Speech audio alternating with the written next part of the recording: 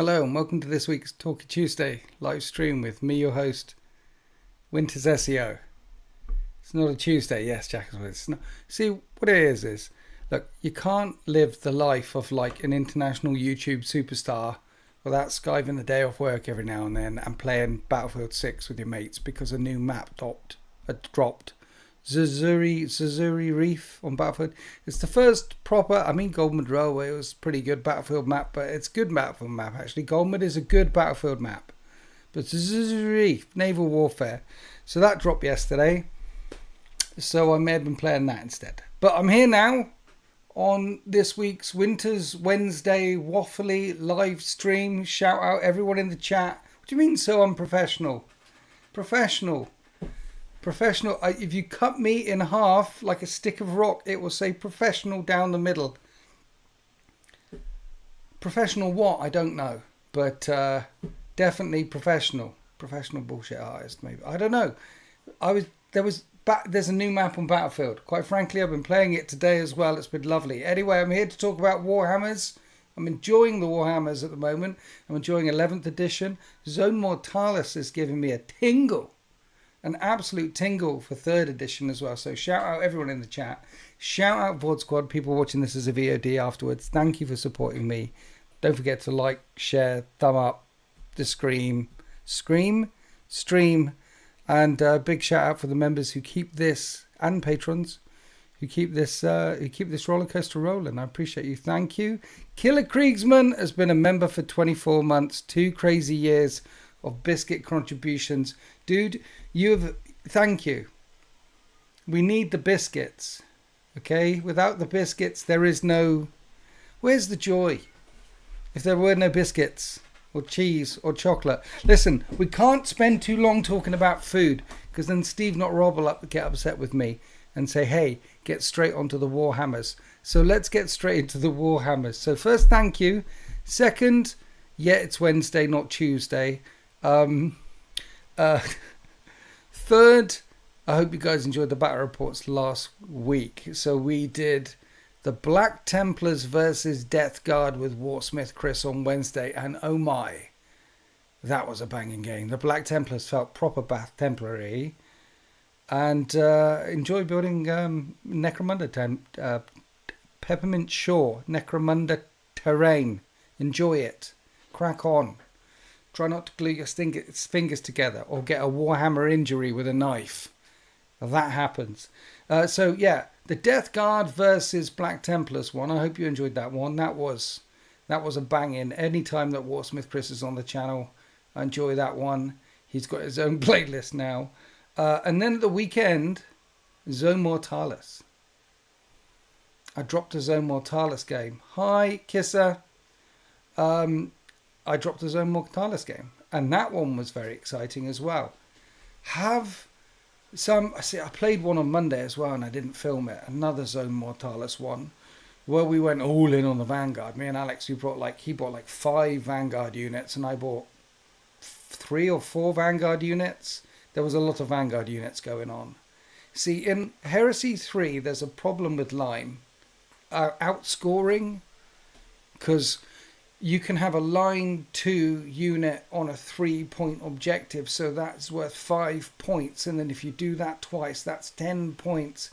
And it is not unusual to get a game of Horus Heresy 3, which is like 24-10 at the end of turn 2, and you know who's already going to win at the end of turn 2. There's a problem with line. And also there's a problem with Vanguard in Zone Mortalis scoring too many points. Here's what I would do. I would make line just line 1. And I'd make Vanguard just Vanguard 1. And I'd make all the objectives just worth 1 point. So if you get an objective, you get a point. And if you're Vanguard, you get a point. And if you're line 1, if you get line, you get 2 points for objectives. That's what I would do. And then Vanguard points for killing a unit or making it run off an objective or making it fall back off an objective. I think the points need to be closer together, and then at the end of the mission maybe have like D3 for Warlord or D3 for Last Man, because I do like those last minute clutch dice rolls, you know, when it's like 28 points to 18 and you're like, 1 minute, If I roll a 1, 2, 3, 4, I've lost. But a 5, 6, that last dice roll of the game, could turn it into a draw for me. Those clutch moments, those last dice rolls of the game. That means you're playing more Warhammer more often. You're playing it right up to the very end of the game and the last dice roll of the game. I think Vanguard, bit too strong in Zone Mortalis. I think if you are going to play Zone, this is my first impressions of Zone Mortalis after I haven't played it 3 times. I think if you're going to play Zone Mortalis, you need to have a kind of gentleman's agreement with your opponent beforehand. A pre-match chat to say, we'll stick with 2 Vanguard units, or 1 Vanguard unit, or 3 Vanguard units. Like in the old Heresy 2, how many Dreadnoughts are you bringing? You're bringing 4, okay, I'll bring 4. This one, how many Vanguard units you bring in? Okay, you're bringing X, so I'll bring Y. War of Lies is the best mission. War of Lies is a very good mission, with those D3 dice rolls at the end. So you get a point for everything you kill, just like Zone Mortalis. But Zone Mortalis, you can get more than a point for everything you kill. If you've got Vanguard 2, you get 2 points. Vanguard 3, you get 3 points. Vanguard 4, you get 4 points. But yeah, War of Lies is just a point for everything you kill. Keeps it nice and tight. Extra point for Warlord. And then at the end, a D3 for those objectives. It's definitely one of the best mission rules that they've ever come up with. Are those objectives worth anything in this War of Lies at the very end of the game? And normally what happens is you've got 1 or 2 units left to score some objectives at the very end of the game, because it could go on for 6 turns. Would you prefer in-game scoring or toned down progressive scoring? I would like both. I would like to see in-game, end-game scoring. I'd like to see both. I think that there is, like in the main rulebook in Heresy, there's 3 missions, and in the core rulebook in 40k, there's none. None. If I was in charge of Games Workshop, I'd have 12 missions in the Horus Heresy. I'd have 12 missions which are like War of something, and then more narrative, where you score at the end, or Domination, or War of Lies, or Hold Zones, you know, which zones do you control at the end, or Line Breaker, how many units have you got in their table, deployment zone, and how many units have they got in your deployment zone, and you could get +1 for a line unit if you manage to get one back there, which is highly unlikely because they're line units. But mission types like that, which are not turn by turn scoring, which rely on scoring at the end of the game or capturing an objective or doing something, I'd have that. And then I would also have progressive scoring missions as well, for people who like progressive scoring missions. But the points in Heresy need to be tighter, need to be closer together. 40k is its own thing. 40k is the scoring. That's 40k according to Games Workshop. But play Warhammer your way. It's your models, your collection, your miniatures, your money. Indeed, today, for Tier 3 channel members, the battle report that we released today was Siege of Vrax, which was a purely narrative mission with no progressive scoring in it. It had some narrative stuff going on, long-range artillery coming in, rules for a hazardous war zone, and we scored at the end. You know what I mean? Hi Tazanara, or Konnichiwa, as they say in Japan. Welcome to Waffling Wednesday. Nice hat. This is my summer hat. The other hat is next door. It's moist in here. I am very moist. So the summer hat is sort of, it's more summer. It stops my brain from boiling. I'm not going to bear it. Tabletop Divinantar Tartars. When we do missions from the book, we just score at the end. Nice. So line units can still do and add points, but they have to survive. Vanguard units get extra for destroying any... Yeah. Hi, War Weasel. Welcome. Welcome, War Weasel. Is that Weasel, as in the guy whose battle report went up today? Is that you, Weasel? International Man of Mystery, Switzerland spy, that fella. Thank you for helping create such a beautiful the one today, banging. Really like that. When it went back through the edit and it went up today, it's like, that was a good one. I like that one. It is you. I've been eating some of your chocolate as well, that Swiss chocolate. It's lovely. Thank you. Thanks for joining us in the chat. Yes, if you are a Tier 3 channel member, or if you want an extra battle report every single Winter's Wednesday, then become a Tier 3 channel member. And the one that came out today, banging, narrative. So yeah, mission scoring, which we were talking about. I think Zone Mortalis, Vanguard units probably score a bit much, and in Horus Heresy, line units, standard Horus Heresy, probably score a bit much, and that needs looking at. You know what I mean? Respectable easel. Tazanara. I've been conscripted into 3x3 Warhammer League, but I've never played teams before, but you're looking forward to it. Wow, okay, good. 3x3 team event. What you need in a team event is a person who complements you really well. Right? So if you're a coffee person, they're a tea person. Okay? Complement you really well. If you look good in pink, then you want someone stood next to you who looks good in black. Right? If you're a bit of a chatty person, ask lots of questions, then you need someone who can listen, who can open their heart to you. That's what you need for your team partnership, okay? If you're the mummy spoon, you need a daddy spoon. How does old compare in the scoring topic? Old Heresy doesn't have a turn-by-turn scoring, except in a mission called Domination, and then you score at the start. And we've tried that with the Horus Heresy rule set, actually, where you score... You've got to be on an objective at the start of your turn to score it. It works better in Heresy, actually, because what happens in Heresy 3 is a lot of Rhino rushes. Lots of Rhinos go flat out. People get out of the Rhinos, run, get some points. And then the opposing team does the same thing. Zips forward, runs, gets out, tries to bait some stuff, and gets lots of points. That's what happens. Whereas if you're scoring at the beginning of a turn, you run, you get out, and you still need to be there. Your opponent can counter that, which means actually you can shoot them, or you can vanguard them, or do you fall back into the Rhino to stop a vanguard unit take? Scoring at the beginning in Horus Heresy works a lot better than scoring at the end. It also keeps the scores down and tighter. So in the old missions, there was only one where you scored at the beginning. All the rest, War of Lies, you could potentially score at the end, but Line Breaker switched sides. Or there was one where they had an objective, you had an objective, and you get, basically if you take their objective, you win. And if they take your objective, you win. And if neither takes objectives or both take objectives, then it comes down to secondaries like who killed more and whether the warlord's dead, things like that. So that's how the old missions work. They didn't have this step-by-step thing. And I say, why can't we have both? Because the step-by-step sequential story is good for tournaments, it's good for event play, and some people like that kind of play. Why can't we have both? And DPM 333, welcome to the 13th Tier 3. You absolute legend, you. Get an extra battle report every single Winter's Wednesday.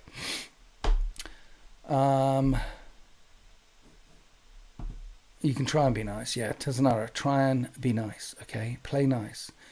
Scoring is never a problem. Jet bikes, outriders, speeders. Yes, exactly. If you have jet bikes, outriders and speeders, you just can't score. So then, you see, this is another reason why jet bike armies and biker armies have been killed in Heresy 3. Because in Heresy 2... there was only a couple of missions where you needed to score. The rest was, where are you? Did you line break? Did you dominate? Did you... You know, that's why we need both. Old World. What about Old World? Old World? Tazanara. How does Old compare in the scoring topic? Old World...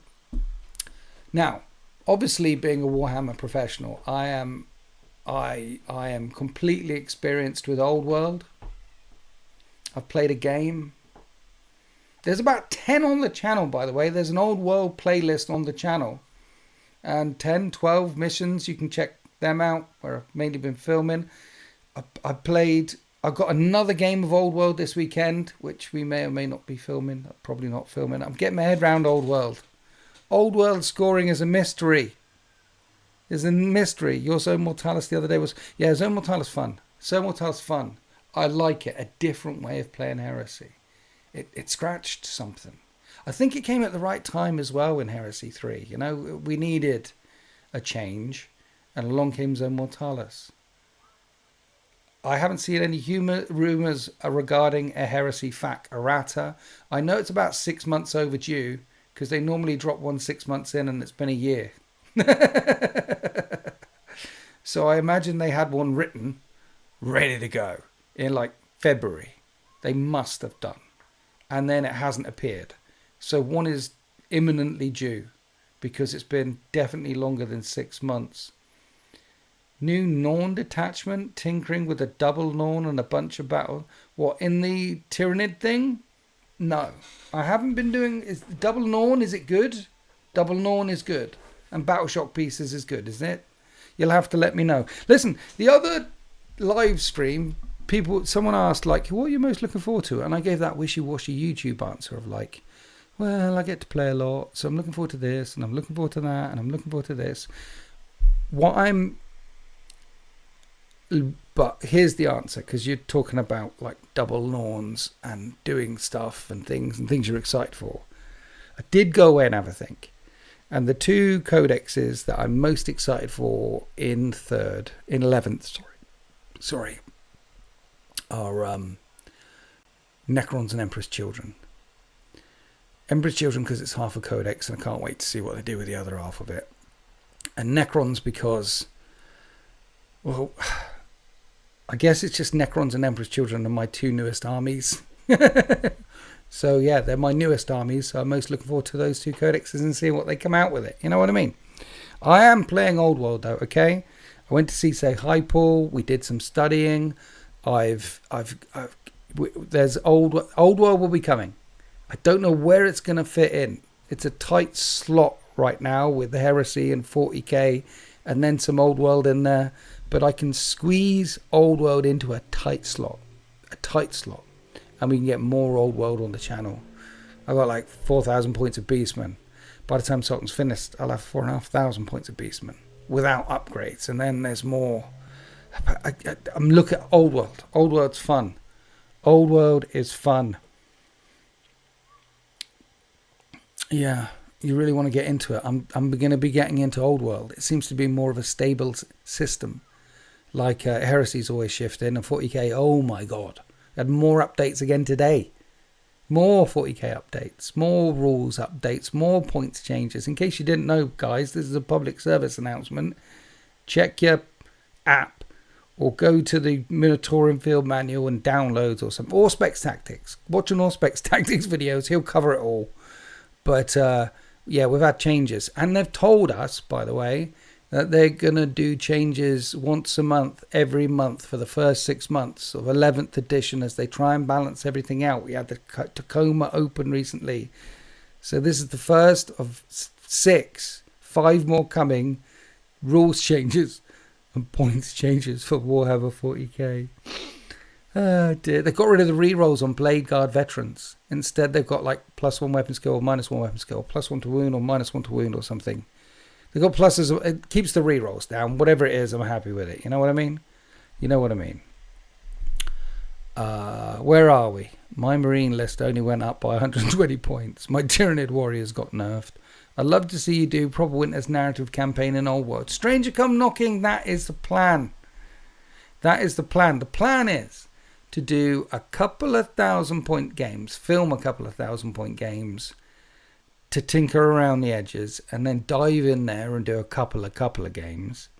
And then once I got my head around it, obviously zero mistakes, then do some kind of mini campaign with the Beastmen, like on a raiding party, small at the start and then bigger, and then finish it off with maybe 3 battles linked together as they go deep into,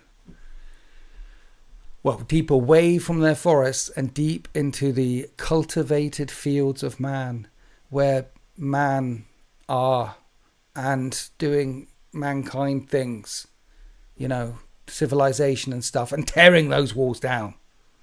That's what I want. A up, Adam Sam, right? Cool. Yeah, the remove reroll saves of 1 with the new fast rolling. Yeah. Yeah, yeah. On the Blade Guard veterans, yeah. Are there full mounted Tatar Mongolian looking lists in Old World? Cathay would come closest. Grand Cathay. That's the dragon nations from the east. And I assume they've got some kind of mounted stuff going on. So that's probably your closest. What's the lore on the Beastmen? Haven't got all the lore sorted out, but they got names. Now, Beastman Bob, there's Barry, there's a few, and they're, they've come out of the Lydiad Scablands. We're moving out of the Lydiad Scablands, right on the eastern borders, and the narrative will evolve over time with the Beastmen. I've got some ideas bubbling in my head. You know what, as well? The Beastmen that I've played with, a couple of games that I've had. Well, I've had one game so far, but one with Say Hyper, that's sort of, and I'm chatting with and I've got one on Saturday as well, which apparently we're not filming, but I want to film. I'm liking them. They're a bit wild. They're a little bit ooh, a little bit ah. Primal scream with the rebel yell. They got that going on. They've got something to do with gays and gods. No, gaze of the gods. Where they can call upon the aid of the gods. And chaos mutations. I'm assuming dwarves and like the god-fearing people of Kislev can't take chaos mutations, but by golly, by Sigma, the Beastmen can. So they've got some flavour and things of their own. You know what I mean? It's not gum wagging Wednesdays now. No, this is Winter's Waffles on the Wednesdays. Because on Tuesday he was too busy playing the new update from Battlefield 6 and he ran out of time. And Talkie Tuesdays are still going to be a thing. Listen, being an international YouTuber, jet setter, 24/7, party, high, PogChamp, 6-7, lifestyle champion, right? Means that every now and then I've got to take a day off because I'm doing some party, PogChamp, no cap, on a lie, on a stack with the mates shooting bad guys on Battlefield. It's not much of an excuse, but it's all I got. So, yeah, what are we talking about? Skibbity. Thank you. Welcome, Eternal Crusader. Right. Hydrate, guys. Stay hydrated. Very important. So, yeah. What year were you PogChamp? Well, you're looking at the 2026 second place King in the North champion, mate. You know what I mean?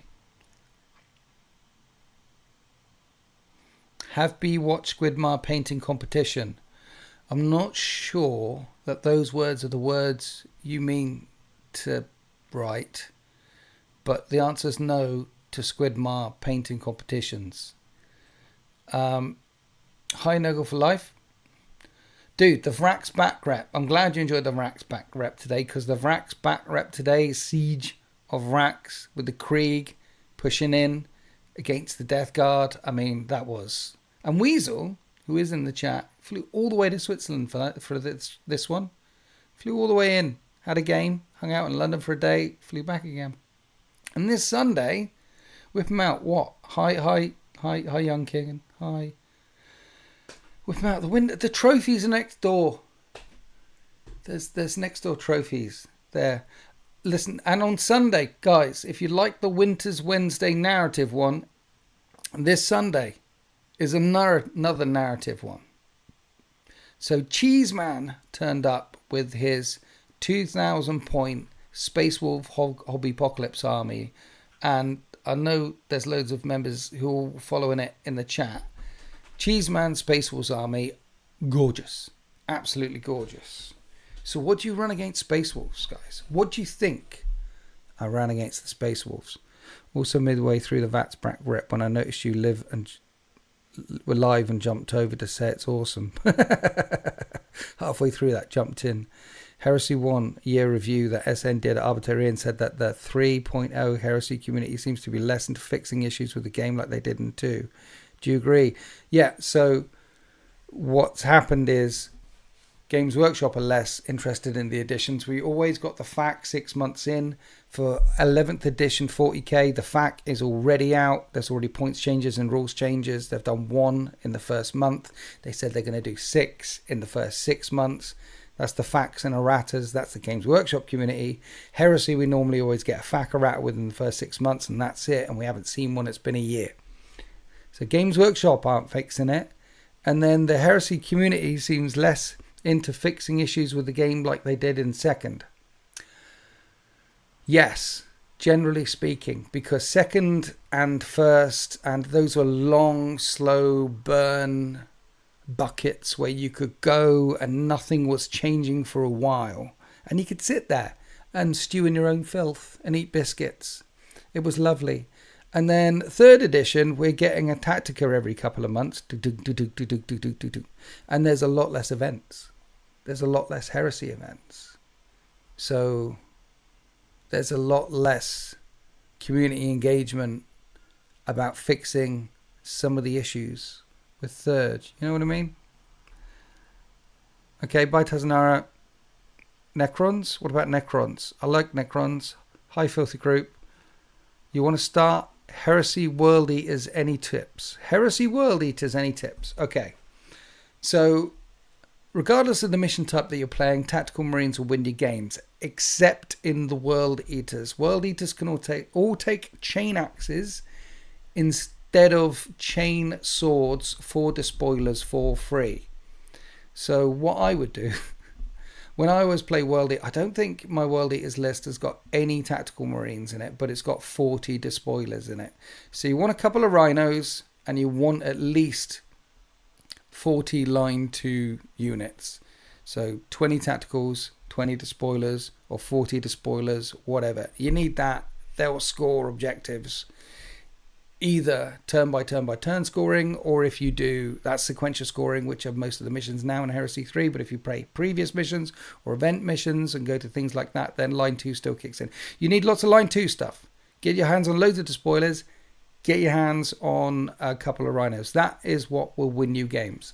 Then lean into what the World Eaters do. So you want 2 chained together brothers, 2 Centurions chained together with +1 to hit, so long as they stay in coherency. Great prime slot there. And World Eaters do 2 things. 1, shoot you with the biggest guns they have from the longest distance away. They like las cannons, neutron lasers, things like that. Don't worry about your auto cannons, okay? Don't worry about your plasma. Don't worry about all this mid-range strength 7, strength 8 stuff. You're talking about really big guns. The stuff that causes the biggest explosions or the biggest holes, World Eaters like that. They want their tin cans cracked open before they get to the soft meat. So for guns, bring really big guns, and then you want to push. You want to push hard. World Eaters get +1 attack on the charge. If I was doing it, I would have, in 3rd edition, a couple of command squads, probably with shields, maybe one with jump packs and shields with someone attached to it, and then another command squad, maybe in a Spartan or a Land Raider with shields, 6 of them with fists, 2 Centurions attached to it. Push. And then you want to push with some dreads. You want to push with more stuff. Veterans are good. Anything that's really mean and really punchy, push hard. Ideally, the really big guns that you've got are on Spartans or on Land Raiders or on stuff. Maybe you've got a couple of Predators in the backfield shooting away. Maybe you've got a couple, maybe a Kratos with all the las cannons and the Magna Melter. Maybe a couple of Sicarans with neutron laser destructors. You want a couple of tanks in the backfield, Kratos or a couple of other tanks. Everything else pushing. Look for command squads, look for veteran squads, and then line will mop up and score everything behind. That's how I would do World Eaters. It would feel World Eaters, it would look World Eaters, and boy is it fun to play. Or Orcs. What do you mean Orcs? Would you 3-0 would have a yeah, Heresy. You asked what you ran against. Right, yes, against Space Wolves. Yes. What did I run? So, this weekend, Space Wolves. Cheeseman Space Wolves. So I ran, for the very first time, while we're on the World Eater subjects, Space Wolf.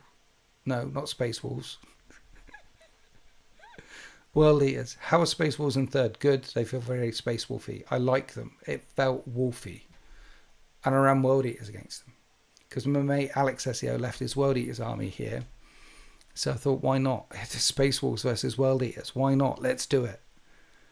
And I had a great time. World Eaters versus Space Wolves. I mean, the body count is high. and we did a narrative game that's coming out on Sunday, by the way, with a bloody rain lashing across the battlefield all the way through it, with a chance of lightning strikes or getting stuck in the quagmire or getting a frenzy. We had some narrative rules going on, and and narrative scoring. So that's coming Sunday. I do like my narrative games as well.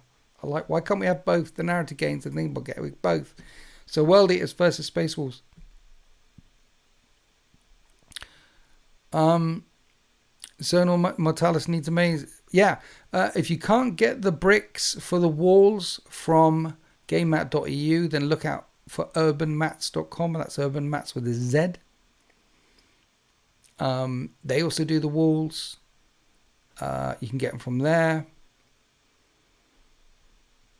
What do I think of the possible rumours of Space Marine Tacticus going to toughness? Yeah, I've heard this, that Space Marines might be going to toughness 5, Bolters to strength 5, and Phobos get... Yeah, I've heard rumours that some of the Space Marines are getting buffs, which is fine. Absolutely fine. They can buff stuff, right? The thing is, where do they stop? Like this edition, 10th edition, Orcs went from toughness 4 to toughness 5. And their t-shirt save, their classic t-shirt save, went from a 6 up to a 5 up. Death Guard went from toughness 5 to toughness 6. Death Guard Terminators went from toughness 6 to toughness 7. Everything went up a bit in the last edition. And the weapons are getting stronger. And so the Space Marines, if they get an extra toughness, and they get extra wounds or extra movement and extra things and extra... stuff just goes up, and then other stuff will go up with it. So stuff going up, it sounds like change for change's sake to me. Will it balance the game better, or is it, I mean, are they just doing it? Or you remember Orcs being strength 3? Yeah.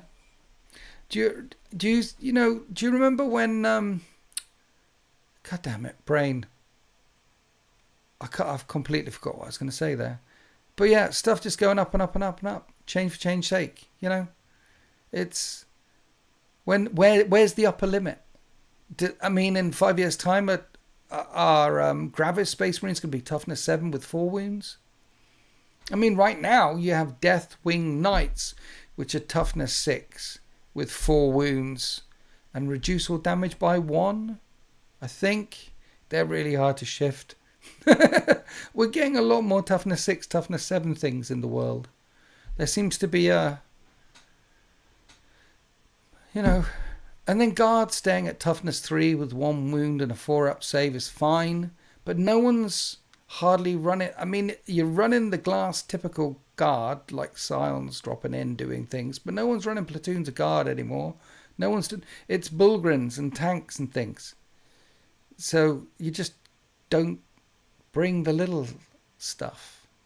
Maybe. I don't know. What do you guys think? I support toughness 4 guardsmen.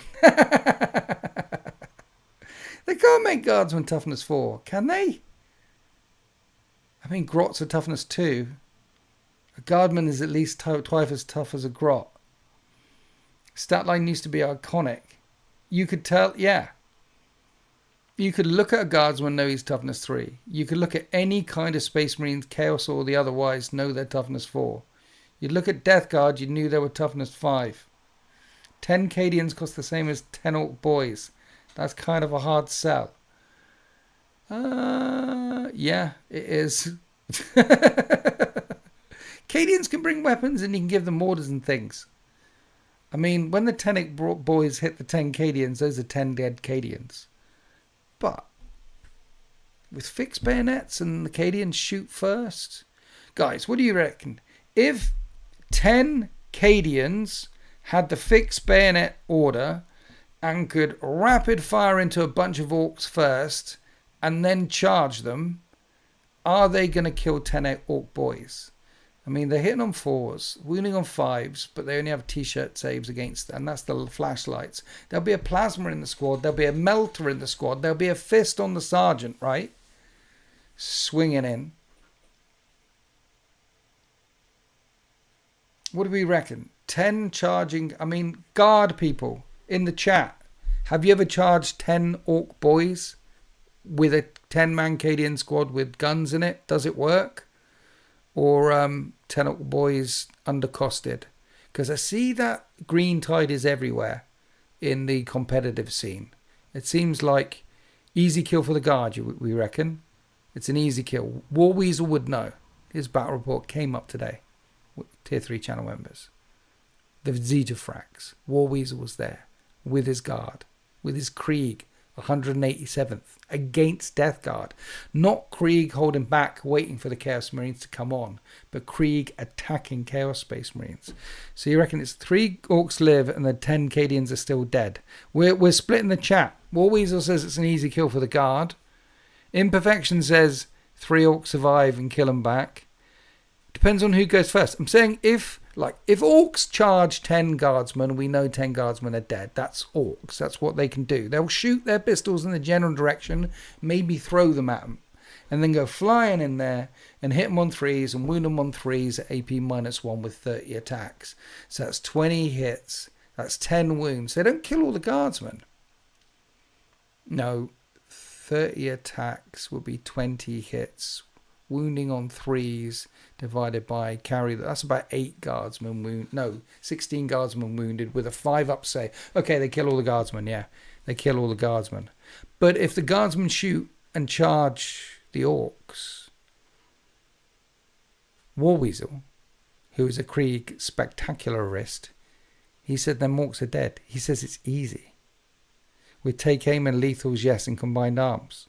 No power fist on guard sergeants. No guard. Ooh. So basically not fixed bayonets then. It'd be like take aim and then charge them. Because maybe orcs are undercosted. If 10 orc boys cost the same as much as 10 Cadians, and they both have OC2, orcs also have sticky objectives. I have no idea what Cadians have got. There's roughly 15 las guns, 3 plasmas including a sergeant, and 2 melters in with take aim in a team of 10. Yeah, I think it's about there. I think it's about there, guys. I think 10 Cadians with guns is going to do about the same work as 10 orc boys. And they shouldn't, actually. If you think about that in the lore, the orcs should... I mean, in the books, orcs versus guardsmen, it doesn't end well for the guardsmen. Cadians have sticky objectives too. Okay, right.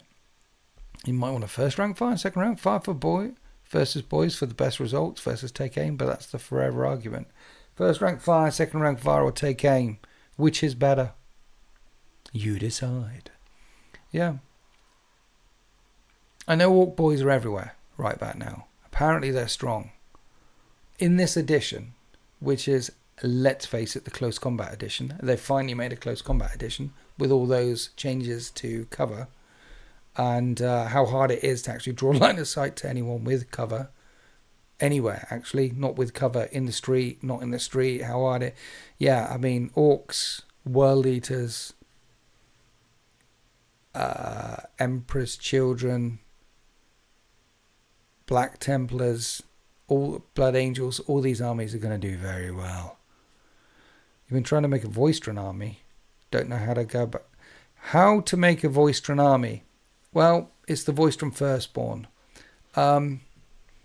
Look, if you want to lean into the stuff that's working for the guard right now, it's Scions, as many Bulgrins and Ogrins as you can get hold of, and lots of big tanks like Rogel Dawns, and that's about it.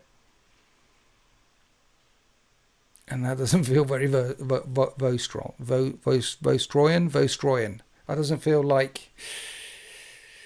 But if you're leaning into a Vostroyan army, then it's platoons, then it's regiments, then it's guys, then you want 100 of them, then you want a lot of them, and back it up by artillery and tanks. They are combined arms.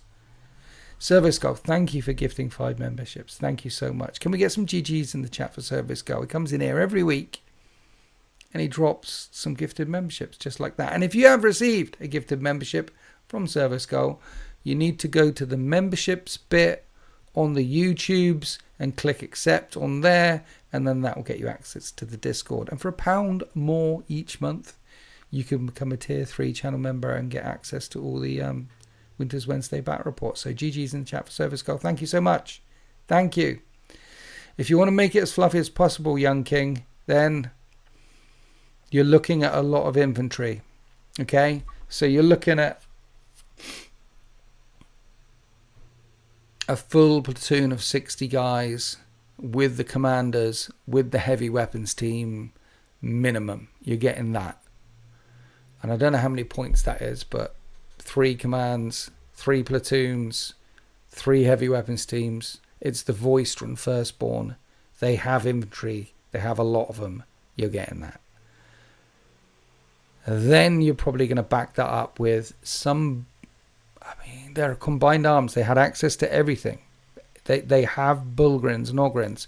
So get yourself either some Bulgrins or some Ogrins and some Scions as well. Some specialist troops. One or the other, or one of one and one of the other. Because they would have some specialists in their army. And then the Vostroyans as well were rich. They had money. So you can get good tanks. So I would focus on Rogue Dawn battle tanks. I would get some big tanks in there. Maybe a Baneblade.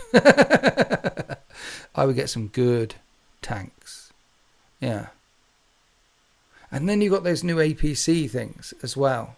So maybe a couple of them with some stripped down 10-man squads in there to zip off and zone off areas, or zip off and steal an objective here or there. But yeah, you'd have a solid infantry rank backed up by some more expensive kit. That's what you do. GG Service Go, always keeping the lights on. He is a legend. Geez, I guess I'll be spending a lot of time on eBay for the infantry.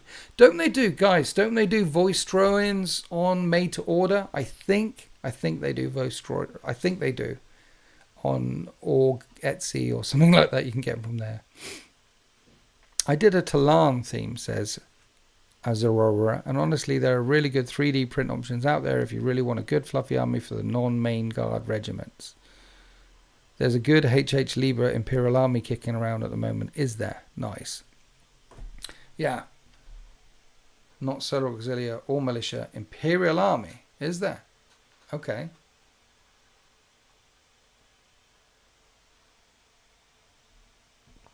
Yeah.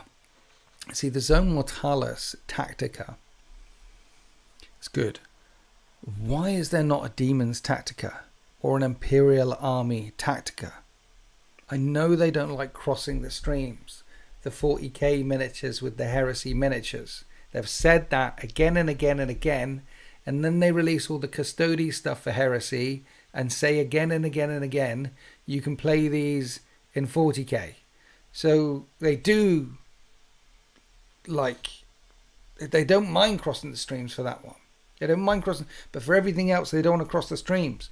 But can you imagine an Imperial Army Tactica, a proper one, with all the units in it for 40k, for 30k?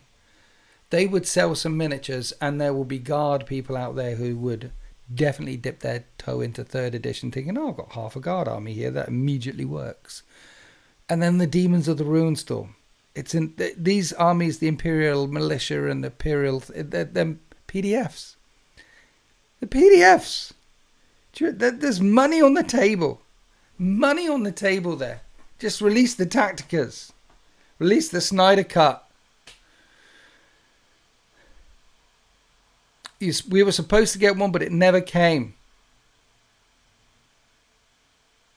That's what a smart company would do. I know that is what a smart company would do, but they're not smart. They want to make sure that the department that does the specialist games has its own targets and its own metrics and its own things. And the company, and the half of the company that does the main games, they have their own things and things. And if you've got one department which kind of helps out the other department sell some stuff, because this department, the specialist games department, is writing rules for Imperial Guard and Demons of the Ruinstorm and writing a bunch of other stuff, which uses their miniatures to play this game, then how do you know if they're making the managers in here are doing the right things, or the managers who? How would you know if you're a senior executive whether to give the bonus to Tim or Terry? You've got to think about Tim or Terry here. It's important. Fires of Cyrax, that was cancer. Yeah, it was. That was Alan Bly, man. Alan Bly, R.I.P. passed away.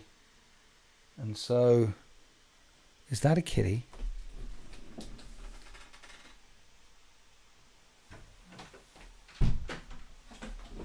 That wasn't a kitty. That was the wind.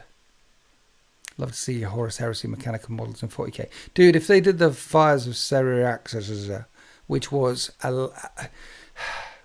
yeah, it was supposed to be allowing 30k models in 40k. And they would have just sold more models overall. But they're definitely moving. They're moving further and further away from allowing Legend Horus Heresy models to work in 40k. So we always had rules that allowed you to run Leviathan Dreadnoughts and Spartans and things like that in 40k. They were always there. They're in the Legends. They're in the app. You can find them. Until this edition, there are no legend rules for Saturnine Terminators and the Saturnine Dreadnought. There's no 40k rules for them. I mean, there's a statement of intent right there. They're trying to make sure that as time goes on, there's going to be less and less overlap. There will always be a bit, but there will be less.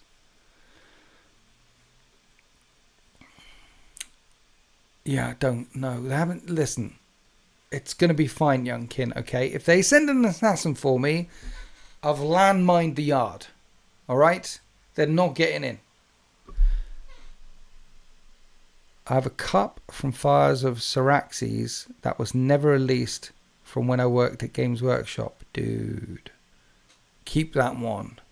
Store it. Okay, stick it in the attic. Bury it in a ball of bubble wrap and forget about it for a decade. Then put it on eBay and it'll pay for your college education or something. They had merch ready to go. It's a bigger hit than you realize. Dude, imagine. But we never got it. Maybe when they do codexes, did they say Legends would be in the apps and AS when the codexes are released? Did they? So maybe when they do the Space Marine Codex, then the Saturnine stuff will be available in the Legends part of the Space Marine Codex. We'll see. We'll see when we get that Codex. We'll see if you get that. I'm safe, young king. I'm safe. Minefield everywhere. Safe. Safe everywhere. Yeah. Zone Mortalis. What are we talking about? Zone Mortalis, good. Listen, I did a video talking about Zone Mortalis. I think Vanguard is a little bit strong in Zone Mortalis, right? And you need to talk to your opponent when you're playing Zone Mortalis and ask them how many Vanguard units you bring in. Like in Heresy 2, you used to ask how many Dreadnoughts you bring in. If you rocked up and your mate has suddenly brought 2 Leviathan Dreadnoughts, 2 Contemptor Dreadnoughts in Heresy 2, you were in trouble. It was like, okay, these are going to change the game. In third, one of the things they did right is fix Dreadnoughts. Not because they put their weapon skill and ballistic skill down to 5. I disagree with that. They would have kept their weapon skill and ballistic skills at 5. They're dreadnoughts. They can shoot better than a Space Marine. One, they're a little bit taller, so they can see over the tables and the bushes and the furniture, okay? If they're stood at the back of an IKEA, they can see someone at the other end of the IKEA because they're taller than everyone else, right? That person picking out nice cabinets for their kitchen at the back of the IKEA, they're having a missile go straight through that kitchen, okay? And if they're very unlucky, a conversion beamer, and they'll be merged into the kitchen. It's going to be messy. There's going to be a squelch. It can hit better. It can see better. Got more advanced targeting systems, more plugged into things. Ballistic skill 5, definitely. Weapon skill 5, yes. See, in the previous editions, a Warlord Titan had a weapon skill of 10. And Horus has a weapon skill of 8. Not because a Warlord Titan is better than fighting in close combat than Horus. The weapon skill also represents a couple of things, because the higher your weapon skill in Heresy, the harder it is to hit someone. In 40k, right? If your Space Marine hits on a 3, it doesn't matter whether your Space Marine is fighting an Imperial Guardsman, he's hitting on a 3, or Angron, a Primarch, he's still hitting on 3s. That's 40k. You hit on that stat line. In Heresy and Old World, there's a weapon skill versus weapon skill chart. And if the other person's got a lot higher weapon skill, they're harder to hit. And conversely, easier for you to hit. If you're fighting a Warlord Titan, the reason why it's got weapon skill 10 is not because it's busting some ninja moves, okay? It's not doing Psylocke from the X-Men. That's quite a nice X-Men to suddenly pop into my head. She was lovely. It's not doing Psylocke, double ninja star, swords and things. But fighting in close combat, it's kind of hard to land a telling blow on the shin, or let's face it, the little toe of a Warlord Titan is weapon skill 10. And if a Warlord Titan wants to step on you, it's weapon skill 10. You've got to run quick. I mean, really quick. Preferably get in a car or a motorbike or something. It can tread on you. It's a Warlord Titan. He can just kick something in your general direction, mainly the earth, like scuff the earth, and then that's an avalanche and you're dead. So it had a higher weapon skill than things. So yeah, the weapon skill thing is a good rule, mechanic from a war game point of view, and it's in Old World and in Heresy. And yeah, I don't know why I suddenly started talking about it. But anyway, that's weapon skill. I have a Zone Mortalis game tomorrow. Good. Yes, you need to... Yeah, that's what I was talking about. Dreadnoughts. I don't think the problem with Dreadnoughts is they had a higher weapon skill, ballistic skill in the previous edition. That wasn't the problem with Dreadnoughts. And I think they should have a higher weapon skill and ballistic skill again in this edition because they're Dreadnoughts. They can hit you better. They can shoot you better. They can punch you better. And that's why weapon skill 5, it's hard to land a telling blow against a Dreadnought. The problem was, in the previous edition, there wasn't many weapons that did more than 1 damage. Hammer Brutal 2, Sunfist Brutal 3. They had a brutal mechanic for brutal weapons which did more than 1 damage. There was very little of it. In Heresy 3, there's a lot of it. All autocannons are damage 2 now. Lance cannons, if they stay still, are damage 2 now. And even if they move in some cases on stable platforms, are damage 2 now. Most melters are damage 3. If you get an armor bane range and it's a vehicle, damage 6. Or damage 8 if you're the Kratos one. There's a lot of damage 2. Fists are damage 2. Hammers are damage 2. There's a lot of damage 2. Simply there being access to more brutal, to more damage 2, damage 3 weapons, sorted out the Dreadnought issue that we had in 2nd edition. I would put their weapon skill and ballistic skill back the same and make them... I mean, the points seem okay. I did a mission once in Heresy 3 with Just Craig. I'm not sure if it's a members video, one that went up on Sunday, where he ran Imperial Knights and I ran mainly Dreadnoughts. And they owned. They were good. They were better than the Imperial Knights. So I think Dreadnoughts probably need a points adjustment as well if they get weapon skill 5, weapon skill 6.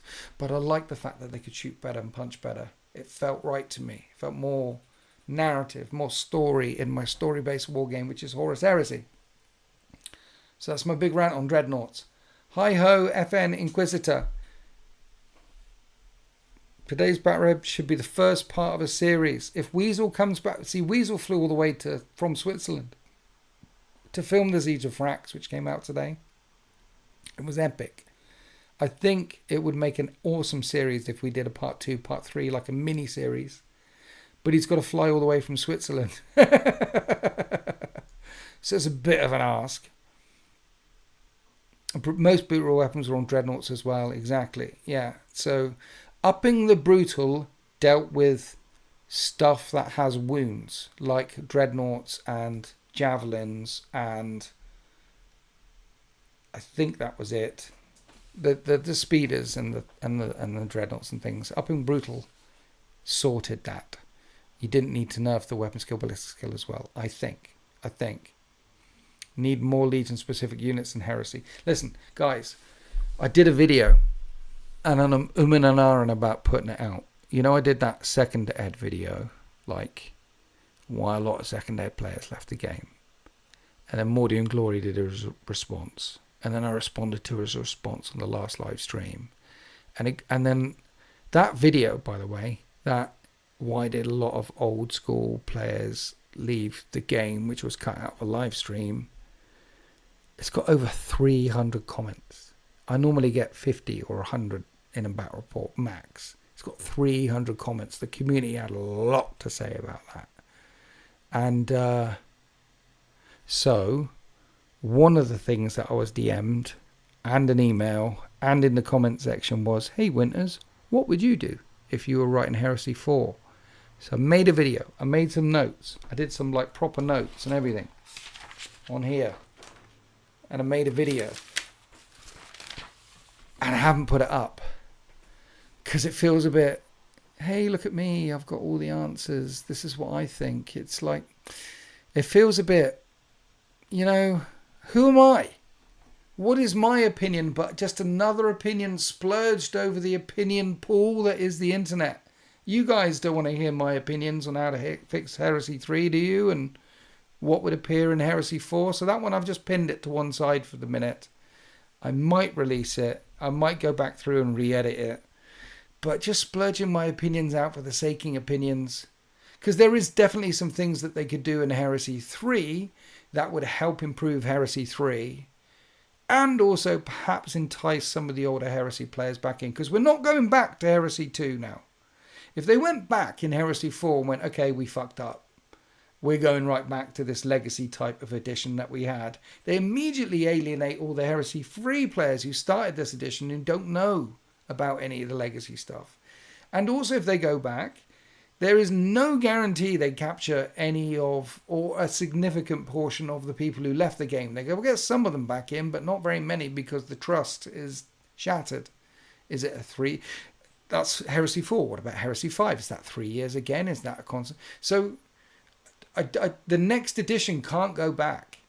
It's got to be an evolution of 3rd or another complete reset or somewhere that catches a bit of both.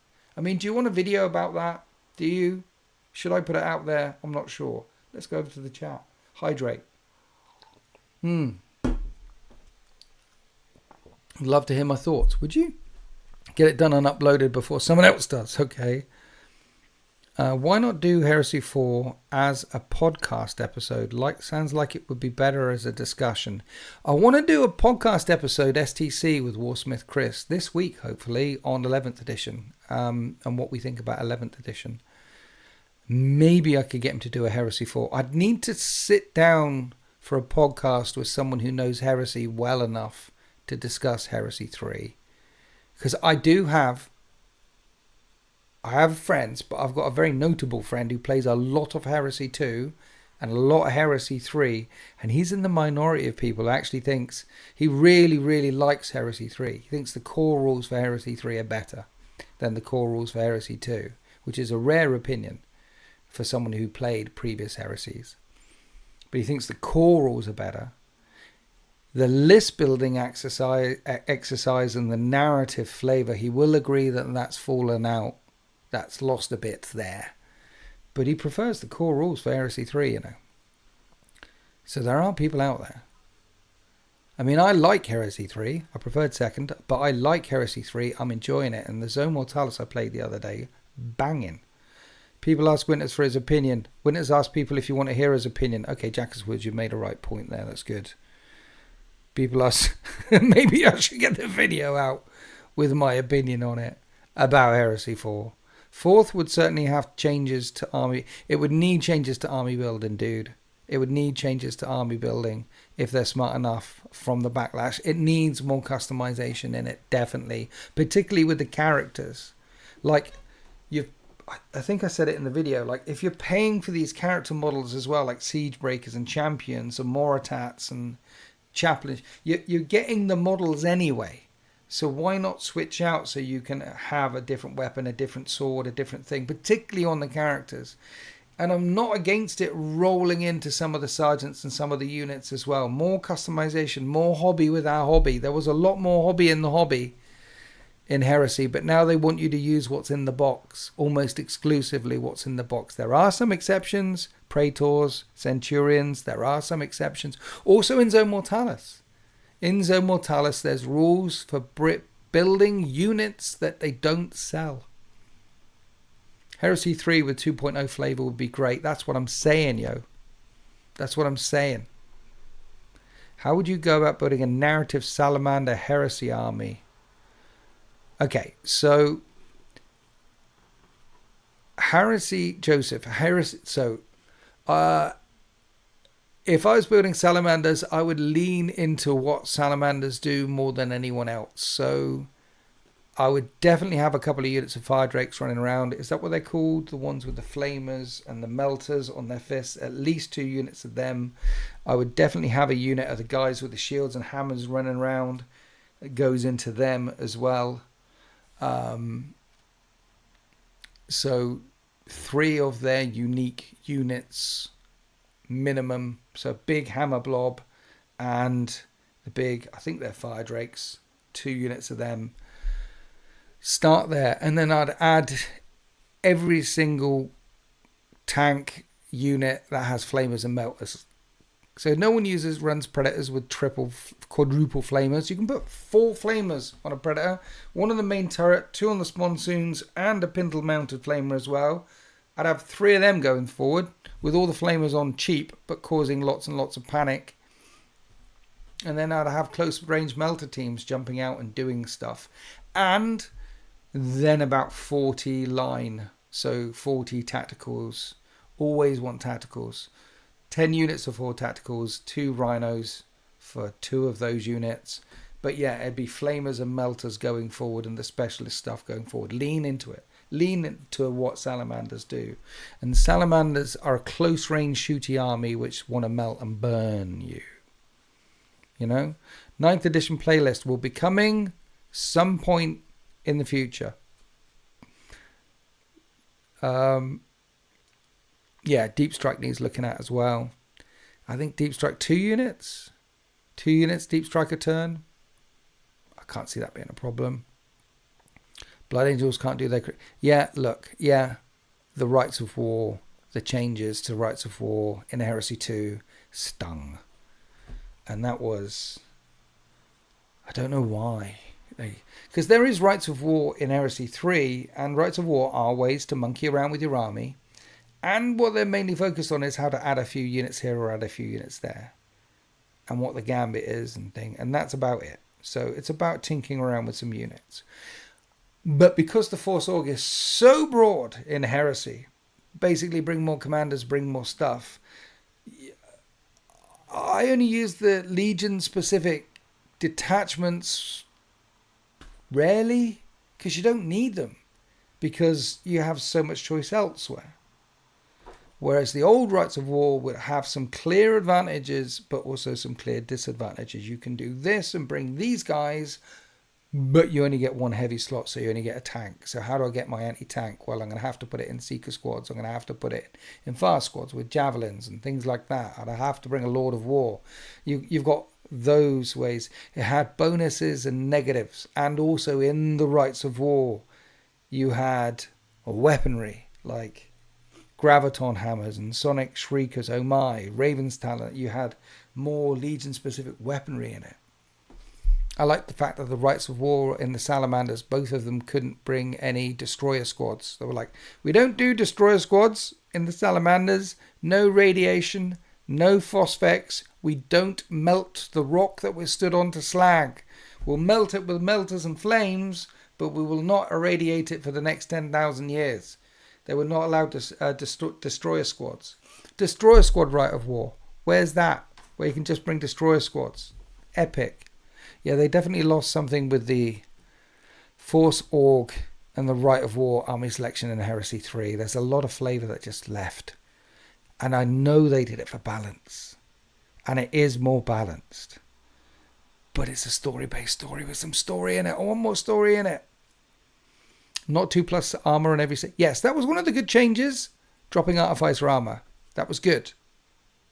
Artificer armor everywhere. Good change. Because in the previous edition, all the sergeants just had a 2-up save and you could tank it on him until he died and then 3-up saves. By dropping Artificer armor, what it's done is it's made AP3 weapons feel more powerful. In previous editions, you'd shoot someone with loads of AP3 and they'd tank until he died, and then a couple of... But yeah, AP3 weapons now hurt. So long as you're not shooting Terminators or elite units, it hurts. And I like that. Solar Auxilia basically got Rights of War and the AdMech. So there's a lot of flavour. Okay. There wasn't a lot of flavour in the Solar Auxilia book or the AdMech book in the previous edition. But in this edition of Heresy, there's a lot of flavour in the Solar Auxilia book and a lot of flavour in the AdMech book.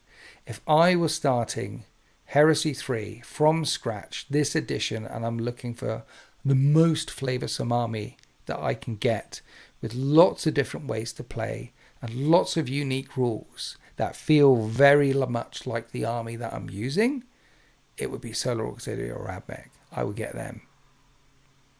Solar Auxilia, you can pick what type of Solar Auxilia you are. So whether it's full of tanks, or whether it's full of infantry, or whether it's full of XYZ. And you get bonuses. Things that happen. Like the tank one is... We bring a lot of tank. We're mainly is you can move 4 and still count as stationary, which is good for grinding advances and getting your extra damage or ordnance shots or heavy firepower shots. So Solar Auxilia, that's the tank one, for example. So you don't just pick what kind of guard, what Solar Auxilia deployment, detachment, combined force, regiment you are. You don't just get to pick that. But you also pick what sort of alignment are you with Space Marines. And depending on what alignment you are with Space Marines, these are the guys that used to run around with the Night Lords, or these are the guys that used to run around with the Blood Angels, or these are the guys that... And you can pick that as well. And then that will give you benefits to your infantry, certain advanced reactions or gambits that your infantry get. And that's before you pick any units and start monkeying around with the Force Orc and saying, okay, now I'm going to lean into this type of list, or now I'm going to lean into this type of list. Solar Auxilia's got some flavour baked in and a 1-2 step before you even think of the models and the collection that you're getting. It's a nice book. And the AdMech is like that as well. The AdMech detachment's in there. You can bring a whole Myrmidon host. You can bring a whole robot host. You can bring one with loads of tech priests in it. You can bring loads of Uzuraks in it. You can bring loads of There's lots of flavour in the AdMech book. And they're easier to play than they were in the previous edition as well, because they got a bit complicated. So there's a lot of flavour in those two books. If I was starting Heresy 3 now, really interested in getting it, and really getting a flavoursome army, I would go into one of them. If you like tanks and like guard and like going up against transhuman, with the elite of the elite, the Solar Auxilia, these are not just militia. Full combat envirosuits, they can fight in space, they can fight on death worlds, them fellas. And then you basically want lots and lots of Bulgrins. Get your hands on all the Bulgrins, the Ogrins, and they're good. They're very good. And get your hands on as many tanks with las cannons as you can, or plasma cannons as you can. Because you're going to be going up against transhumans. So you want the ability to kill transhumans. So plasma elites kills elites. Plasmacutioners will kill all the elites. Las cannons and big guns kill all the... So that's what you want. If you're going with AdMech though, the board is... It's broad. There's a lot of stuff you could do with the AdMech. I'd get one of them. Sent you the Liber Imperial Army. Thank you. I like third charge mechanics. No longer fails a 3-inch charge. I like the setup move mechanic as well, and no longer failing a charge. I dislike the volley fire step. So you've got a shooting phase, and then in the charge phase, after you make your setup move, there's a whole volley fire, return fire step going on. So there's another shooting phase in the middle of the charge phase. Then at the end of the charge phase, if the opponent's army unit breaks and runs, then you can shoot them again. So there's actually 3 shooting phases in Horus Heresy 3. 1 in the shooting phase and 2 in the charge phase. The problem is there's loads of restrictions on the 2 in the charge phase. You're only volley firing, you're only hitting on 5s. You can't do it with ordnance and heavy weapons. You can't do it with a chunk of other weapons unless you have implacable advance. And then you're hitting on 5s. And most of the time that you're shooting at in the charge phase is Terminators. On those few occasions where you are shooting infantry, it's normally infantry on infantry action, or you're wiping them out anyway, so you don't need to gun down, you don't need to volley fire. All that sort of stuff is a waste of time. I do like the new charge thing. The whole firing in the charge phase thing can go. There's a shit ton of dice rolling, and hardly anything ever happens, even if your Sons of Horus, which don't need a volley fire and fire at ballistic. It's just a lot of faff for not a lot happening. It just needs to change. Problem with Mechanicum is if you want a lot of different units, you need a lot of HQ options. Also, weird rule with their transports that won't lack. Yeah, so the problem with Mechanicum are, don't get the transports for a start. You don't. You might want 1 conveyor with your Archmagos in, with a bunch of Skylax, Cybernetica, bodyguard with him, and that's it. That might be it. They don't want to be in transports because most Mechanicum units are tougher and have a lot of guns. They want to be out, they want to be moving on foot, and they want to be shooting. They don't want transports. Ignore transports. And yeah, if you want a lot of different units, then you're going to need a lot of different HQs which attach to those units. But really, you need 2 tech priests and 2 Dominuses, and maybe 1 Dominus. That's 5 guys. That's what you need. If you bring in a Legion force, you bring in a Praetor, maybe 2 flavors of Praetor. You bring in a couple of Centurions. This is what you're getting in your list. Your collection. You got a Praetorian or 2. Praetor or 2. You're getting a Centurion or 2 or 3. And then you're probably getting a Champion. You're probably getting a Librarian because they're good in Heresy 3. You might even get a Chaplain because of Hatred and because of a Cool 10. So you're getting a high number of HQs in your Horus Heresy Legion collection anyway, you know. The volley fire is just, yeah. Volley fire steppers. It's just it's a lot of dice rolling for not a lot of action. Cersei, thank you so much for the $5. Treats for the kiddies. Can we get some GGs in the chat for Cersei, please? You absolute legend. We will get some treats for the... They get so many treats. But I will get some more treats. They had their second injection the other day. So they've been jabbed twice. So tomorrow we're making the garden kitten proof because there's a couple of gaps where they can get out. And then we're going to let them out in the back garden. So finally they'll get to explore the outdoors. There's no way over the fences. And then in about 5 weeks' time, we'll get them cut. Surgery. And then we'll let them out the front onto the rest of the world, into the chaos out there. And probably never see them again. Kittens, cats between the ages of about 6 months and 2 years. They treat the place like a hotel. They'll come in, eat, sleep, but most of the time spend all the time outside rampaging around and terrorizing the local wildlife. And so that's going to happen. That to look forward to. I am not on the wrong one, Stuart Fields. Stuart Fields has joined in all the way from the land down under, the upside down. G'day, Cobber. How's it going? It's probably tomorrow for Stuart right now. See, look, this could be Tuesday here, Stuart. You could be in Wednesday, or you're in another day. This could be a Talky Tuesday live stream. And it's also winter down there, you know?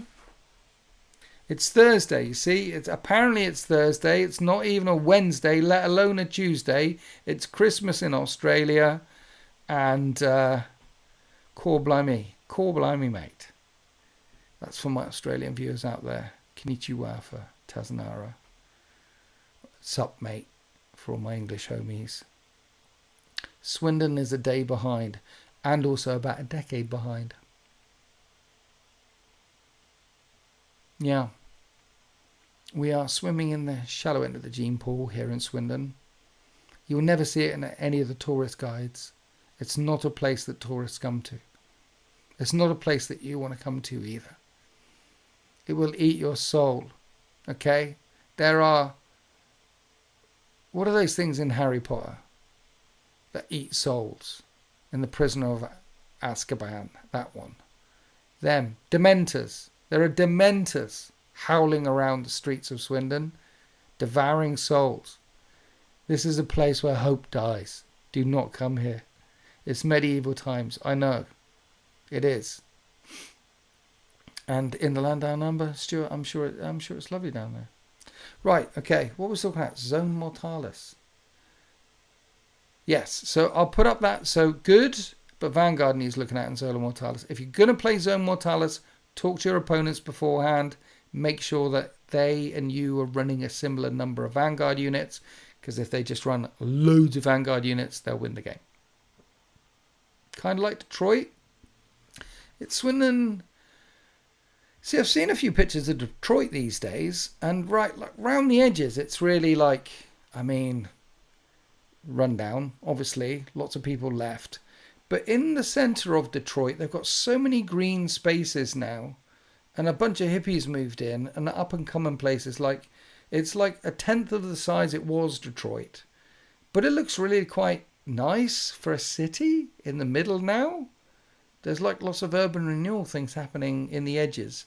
And then you can go out to the scrubs in the evenings with your buddies and shoot AK-47s and ARs and things because you're in America and there'll be no one around, and bounce the bullet off walls and have an accident and end up in the hospital and then have to sell your house to pay for the medical bills. Don't do that.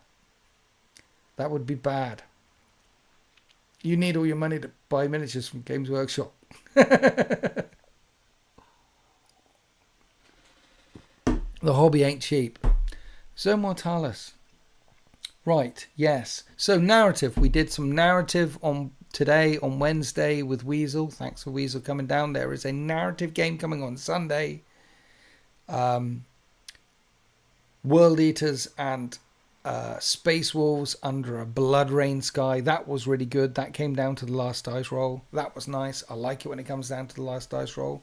I'm going to be mixing in some narrative content along with the heresy content and along with the... I filmed a second ed, guys. I filmed a game of second ed Horus Heresy. I've been playing some second ed Horus Heresy off camera with Steve, not Rob. Sam wants to play some as well. So I'm sort of still there with the rules. And the internet's been shouting at me. The internet was like, Winters, when are you going to play some second ed? And I'm like, I played some second ed. What you mean is, when are you going to record some second ed? And the answer is, I've recorded some second ed. But this week we've got 240k. Then it's a heresy. Then 40k, 40k, then second ed. That's the release. I do 40k, 240k, one heresy, 240k, one heresy, 240k, one heresy. That's been the release schedule so far. Release schedule might change a bit when we start getting Old World on the channel as well. A bit of Old World here or there. There is an Old World playlist for those Old World players out there who want some Old Worldness. There's an Old World playlist. But the beasts of Bobman are rising up and are ready to go. Where did that come from? Staying up too late playing Battlefield 6, new map, Zuri Reef, really good. Right, updates. We need to talk about updates. Guys, have you seen the updates? I'm about to jump into Old World, the new Battle March boxes. Dude, the new Battle March boxes look good. There's some a bit missed, some of them are hit. The Beastman one looks good though. So Heresy 3, Old World relaunch, no changes. They're just incorporating the facts and the erratas into the main rulebook. That's got to be a knee-jerk reaction after what happened in 3, right? You're getting the high elf one. Apparently they're strong. Either the high elf or the wood elves. It might be the wood elves that are strong. But the high elf one... See, the high elf box, you're going to want a couple of those boxes. But, yeah. You need some big dragons. You need some crunchy stuff also. Doing some crunchy things, you know? It was good. The changes to the facts to Old World was to make inventory a bit better. Because originally when this edition of Old World released, people were just bringing big chunky things. And big chunky things smashed everything. So what they did was give rank bonuses to infantry blocks. So you can fight in 2 ranks if you get charged. And if the combat is ongoing, you can fight in 2 ranks. That's a thing. And a few other bits they did. Like counter a charge. You can't do it against infantry if you're a horsey. There's some changes they made. They released a FAQ that invalidated their new updated book during its pre-order. Did they? For Old World. Did they? Would love to get into Old World, as Fantasy Battle was my main game back in the day. I mean, all the models are expensive, but the Warriors of Chaos one looks good. The Warriors of Chaos one looks good. Let's have a look. Let's have a look at some of the new Games Workshop releases, guys. So I pressed the button there. Are you still with me? Is everyone still here? Old World is a lot cheaper compared to Ames. See, the Old World as well. Not only is it cheaper compared to other Games Workshop games because their battle boxes are good deals, but because it's elves and orcs and things, you can get a lot of third-party miniatures that are a lot cheaper. Like My Mini Factory sell a lot of stuff, particularly if you're a 3D printer or an SDL person. They sell a lot of stuff. And if you're not a 3D printer or an SDL person, go to marchofwar.co.uk. That's marchofwar.co.uk. Drop him a message saying you want XYZ printed for elves or orcs or whatever it might be. And he's got the trade license for a lot of SDL files. So he can, if you haven't got a 3D printer, he can print you out a lot of those type of generic missions from My Mini Factory and other sources. And yeah, he's got the trade license, so he pays them monthly fees, whatever, and he can print it, he can sell it to you. And you're going to be buying armies for a fifth, a quarter of the price of Games Workshop stuff. I mean, obviously you will need some of the Games Workshop stuff, but your rank and file troops, you want the dragon, you want the thing, you want the extra bits, but your rank and file or your bowman or your things, there's loads of third-party miniature, and you wouldn't even notice.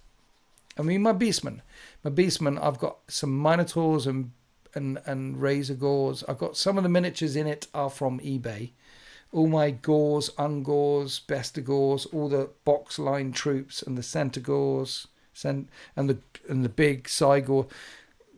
75% of it is Games Workshop stuff, but 25% of it is printed in Etsy and things like that.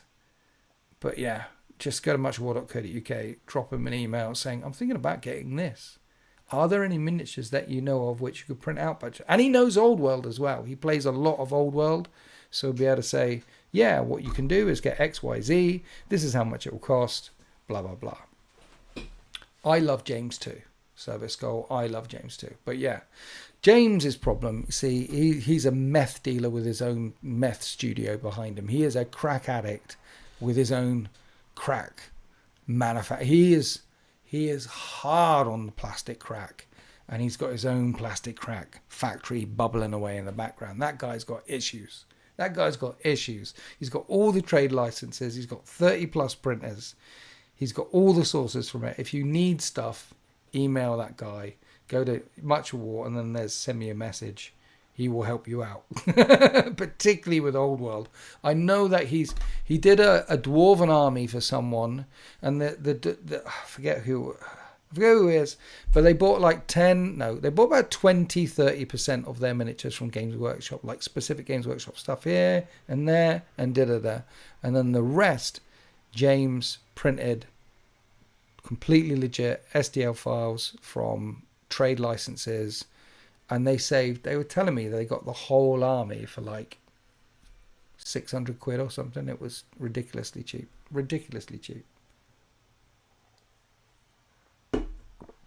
Because most armies cost you $1 million. The Heisenberg of 40k, he is, man. He is. Plastic HH used to be cheaper as it was a marketing strategy to push the game until the sustainable... yes. Hello, Captain Bloth. I recently started playing HH, and I'm going to play as Death Guard. The plan is to have fun and do narrative. I got a combat force and an Age of Darkness. Any suggestions on what I should do next? Yes, buy the Death Guard specific units. Make your Death Guard feel Death Guard-y. So get your Death Shroud units. Get your... What are the other ones? With the grenade launchers. I forget what they called. I have them. I have 10 of them. Grave Warden Terminators and Death Shroud Terminators. Add them to the force. It'll feel very narrative. It'll feel very fluffy. You can only get them in those things. And Death Guard, you want a Leviathan Dreadnought, chonking forward, maybe 2 big, chonky, tough things. You want a Spartan to put some of your guys in, big, chonky, tough things. Anything tough. Don't worry about the fast stuff. Don't worry about the recon stuff. Lean into what feels Death Guard-y. You know what I mean? Get them from Forge World China as well. Yeah. Grave Wardens. Yeah. Fire up the printers. Do the old world thing. Stuart, he could help. I mean, I don't know what the costs are to the Upside Down, but he could help you out, brother. I'm telling you. Mind you, you've got probably... Everyone in the land down under has got 3D printers. And James sells SDL files as well, by the way. So he's probably got SDL files for half of the stuff you want. I know Blight Lords are effective. Yeah. I mean, there are no Blight Launchers. And yeah, just look in the Death Guard book. Get those specific units for them. You probably want some... They don't even have destroyers anymore.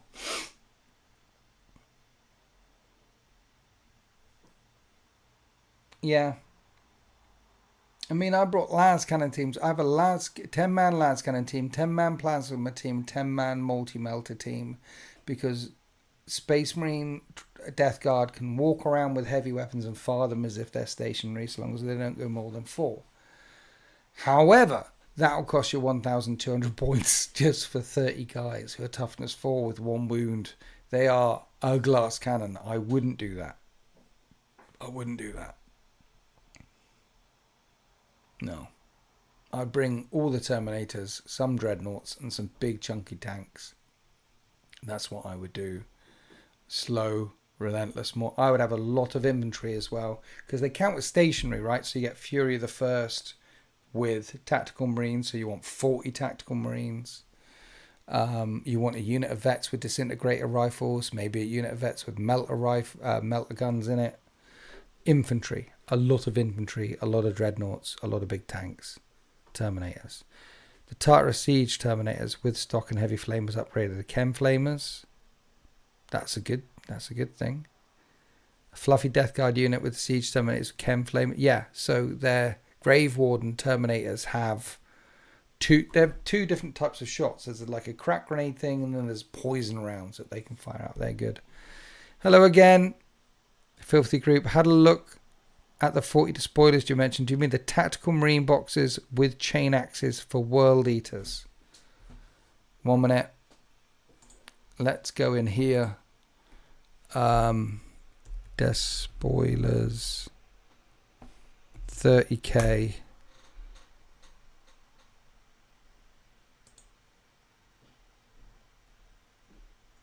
Why is that coming up? Okay, so screen share.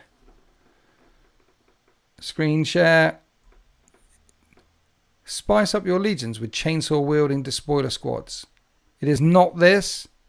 Do not get that. That is not what I'm thinking about. 1 minute. Please stand by. Get rid of that. We'll do this. We'll put another search in it. Horus Heresy Assault Marines. Right. No, not there.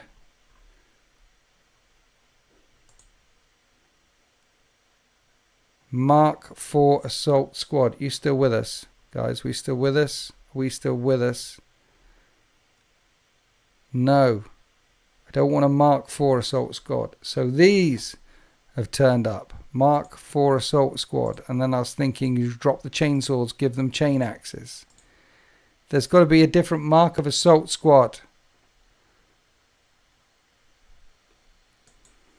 Different Mark of these guys. Right, okay, these, screen share, these.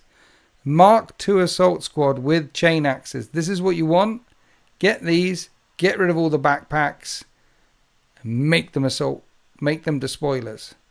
If you can't, you should have loads of backpacks lying around in your spares box somewhere, or you can pick up a load of backpacks, again, eBay or Etsy or things like that. Or again, James from marchofwar.co.uk does packs of about 20 of them for about a tenner, just the backpacks.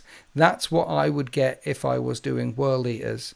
I would get 4 packs of Mark II Assault Squad Marines and take the backpacks off and turn them into despoilers, because despoilers can all take chain axes. And what you can do in each despoiler squad as well is you can have 2 close combat weapons per 5, and you can have a special weapon on the Sarge. So you can give the Sarge a hammer, you can give the Sarge a pair of claws, you could give the Sarge one of the great big chain axes, 2-handed chain axes, but I wouldn't recommend. They're not good. They've never really been good. But a squad of 10, probably 2 power axes in it and a pair of lightning claws in a squad of 10. And despoilers, you can make squads of 20. But if I was running World Eaters, I would have 4 squads of 10 despoilers running around all over the place. Maybe a special weapon on each one of the sergeants. I would change these backpacks out and I would give them each a Vexilla. A Vexilla banner comes in the box. Vexilla counts as +1 for combat resolution, regardless of whether you win, lose, or draw, +1 combat resolution. And it helps despoilers out. And they'll all get extra attacks on the charge because they're World Eaters. They will swing at Initiative 3 rather than Initiative 4, but you're using your despoilers to mop up tactical marines, to mop up support squads, to mop up any... You're not throwing these in against Terminators. Your World Eaters, you're going to have your Red Butchers, you're going to have your command squads, your Praetorian command squads going in. You're going to have Khan. You've got to bring Khan. Khan running around with a unit of 5...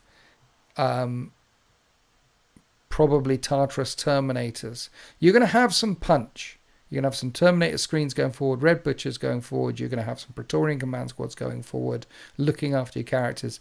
This is the next wave, mopping up anything. And they all have line 2. They're all going to score. And it'll feel very World Eatery.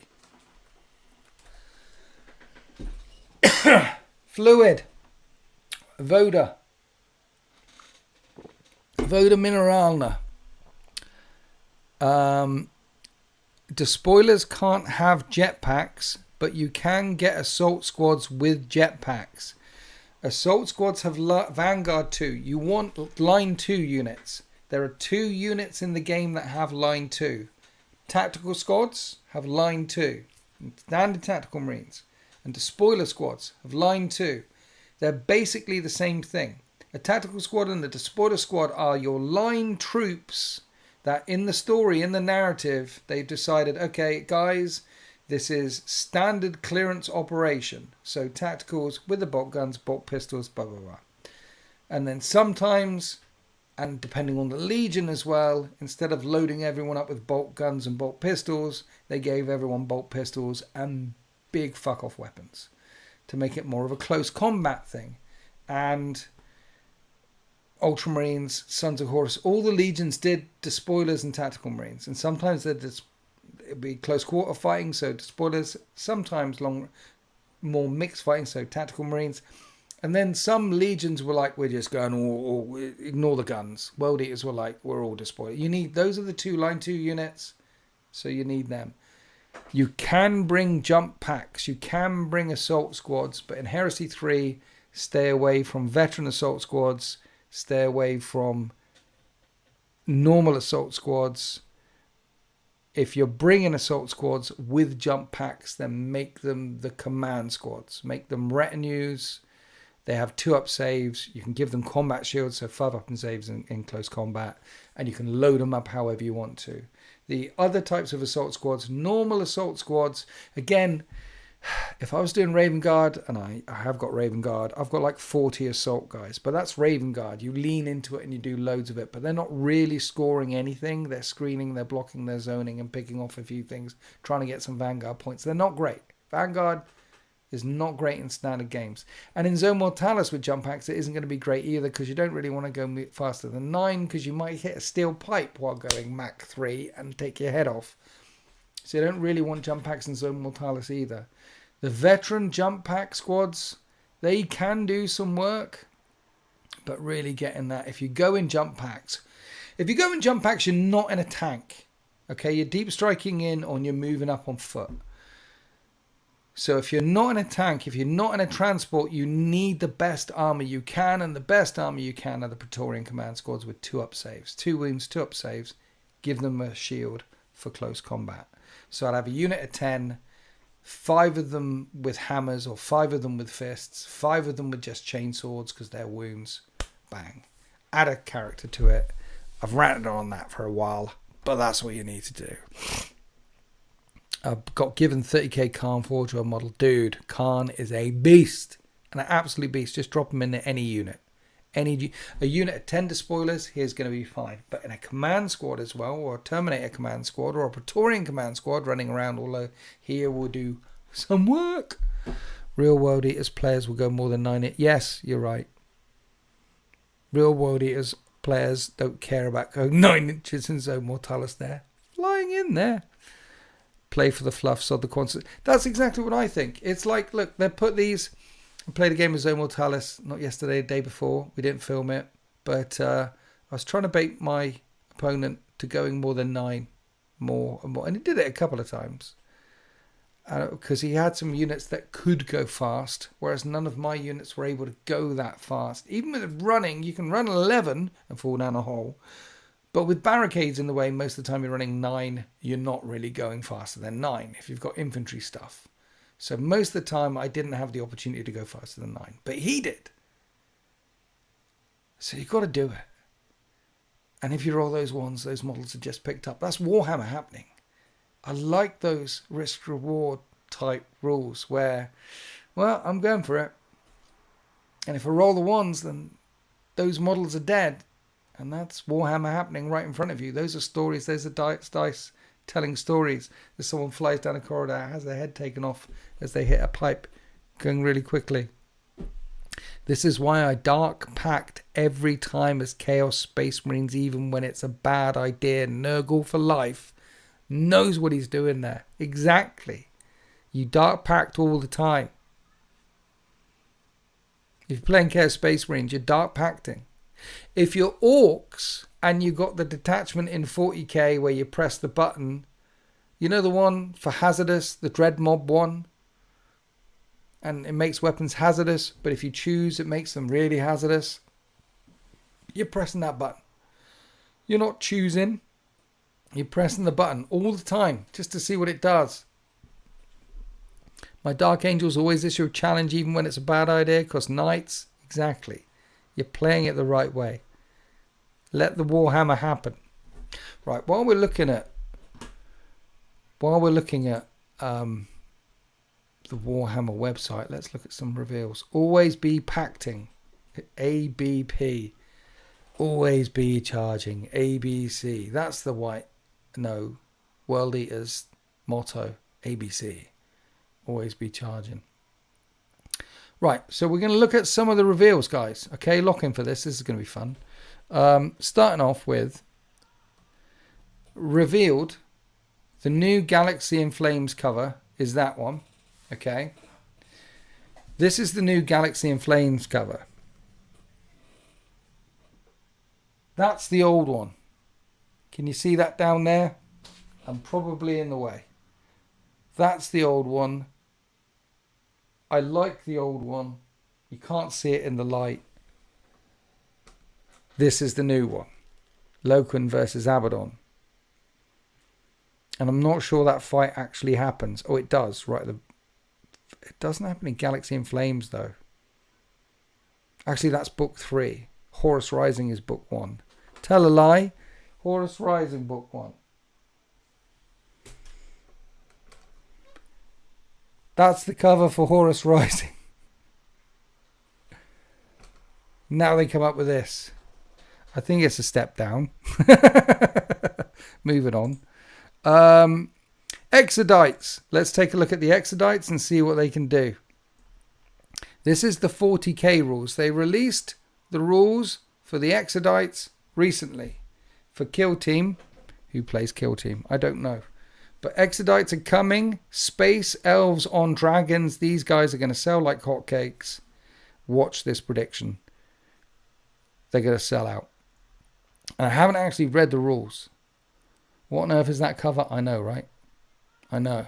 What on earth is it? So let's take a look at Dragon Knights in 40k. So movement 10, toughness 5, 4 up save, 4 wounds. No invuln. So 2 hits with a mastercrafted power sword and they're dead. I mean, you'd have 2 6-up saves. Because it'd be strength 5 -2, 2 damage. 2 hits with the mastercrafted crown sword, dead. So 1 Blade Guard veteran can take this guy out. Okay. He has a laser lance, which is assault, 1 shot, strength 6 -2, 3 damage, only 6-inch range. And then this one. Okay, so really wants to get in close, where the laser lance does the same strength, AP, and damage in close combat, but has 3 attacks with extra attacks. And for every 3 models in this unit, this can be equipped with 2 drakes. And you can bring up to 6? Ooh, okay. That's interesting. Because you definitely don't want one of these running around with this stat line. But 6 of them at toughness 5 with 4 wounds. Interesting. How many points would 6 cost at movement 10? Hitting on 3s.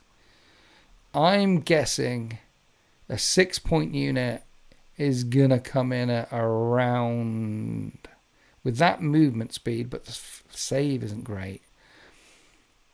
And leadership 7. I'm going to say it's going to come in at around a 6-point unit. It's going to come in around about 180 points. 180 points. On the hunt, when this unit is selected to make a full back move, that unit full back move does not prevent this unit from being able to shoot and charge. Ooh, strong. Okay, so full back shoot and charge. Okay, maybe a 200-point unit then. How many points for a 6 of these guys that can fall back, shoot and charge? You're not shooting very much.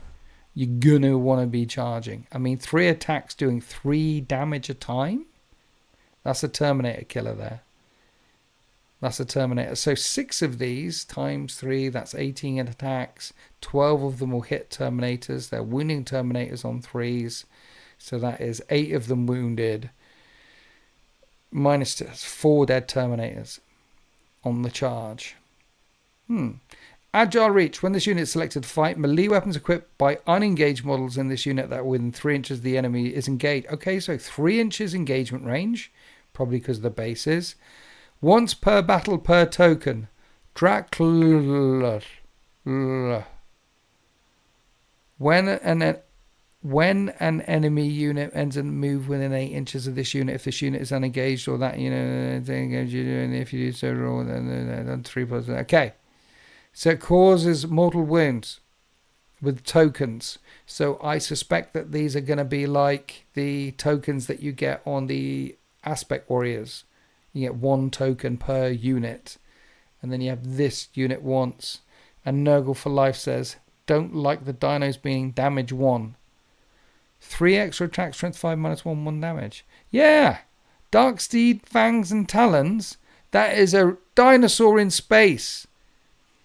I'm pretty sure that the Death Riders of Krieg do more damage than that. They're not horses. I'm pretty sure. That should be... I mean, I'm okay with AP -1 damage, but this thing, it's 6 attacks. It's going for your eyeballs. Anyway, so that's the Dragon Knights. Okay? Mounted, Adari, Exodite, Mobile. Clan Blades. What do they come in? On their own, it's a leader, battle focus. What is it attached to? I'm assuming these can attach to these Dragon Knights. Let's say that they can, because we don't get to see the other side of the page. Clan Blades. Does it say up here? Clan Blades.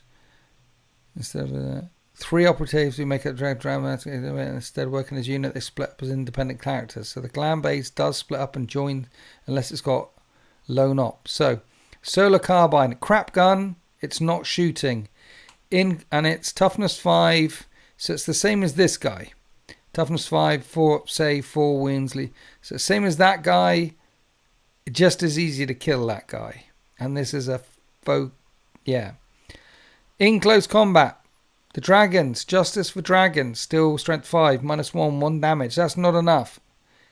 In close combat, 5 attacks, hits on 2, strength 4, -2, 2. Lethal hits twin linked.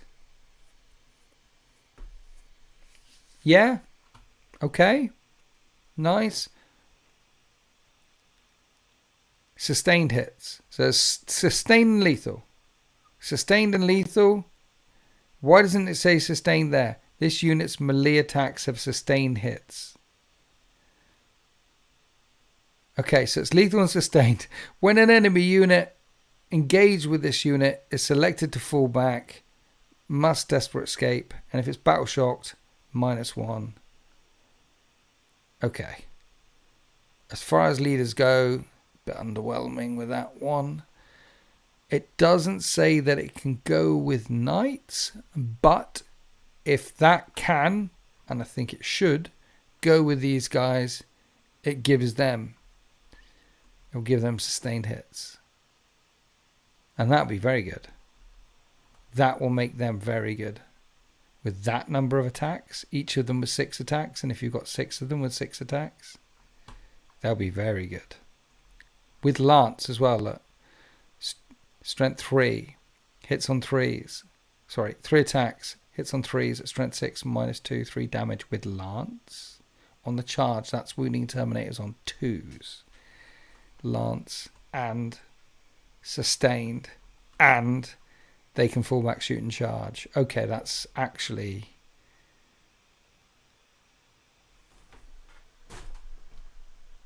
That's a unit that can fall back, shoot and charge. With sustained hits. With Lance. That's a good unit. Glass Cannon. Toughness 5, 4 wounds and a 4-up save. If you sneeze at them, they're going to die. But when they hit, they'll hit like a brick. Okay. Moving on. Stone Singer. Same shizzle down here, but anti-non-monster. Anti-non-monster. Vehicle 2+. Anti-non-monster vehicle. Okay, so it's anti-vehicle 2 month, so long as it's not a monster vehicle. Right, okay. The gun. Anti-non-monster vehicle 3+ is okay. That's all okay. Support. This is a support unit. At the end of your fight phase, if this unit is not battle shocked, you can use this ability. If you do so, roll 1d6. On a 1, this unit is battle shocked. Select 1 visible enemy monster vehicle unit, excluding Titanic, within 18 inches of the unit. That enemy is ensnared until the start of your next turn. While this unit is ensnared, has -2 movement and cannot be pinned. Okay.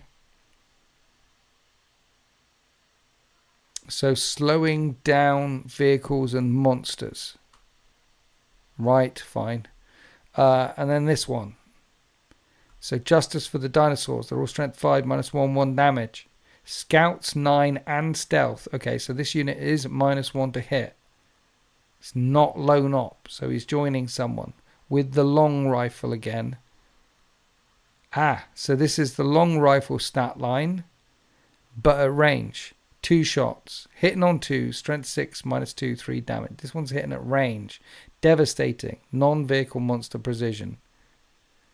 Hunting blade. Okay, so this one's not very good in close combat, but is shooting from 36 inches away. It is lone op, sorry.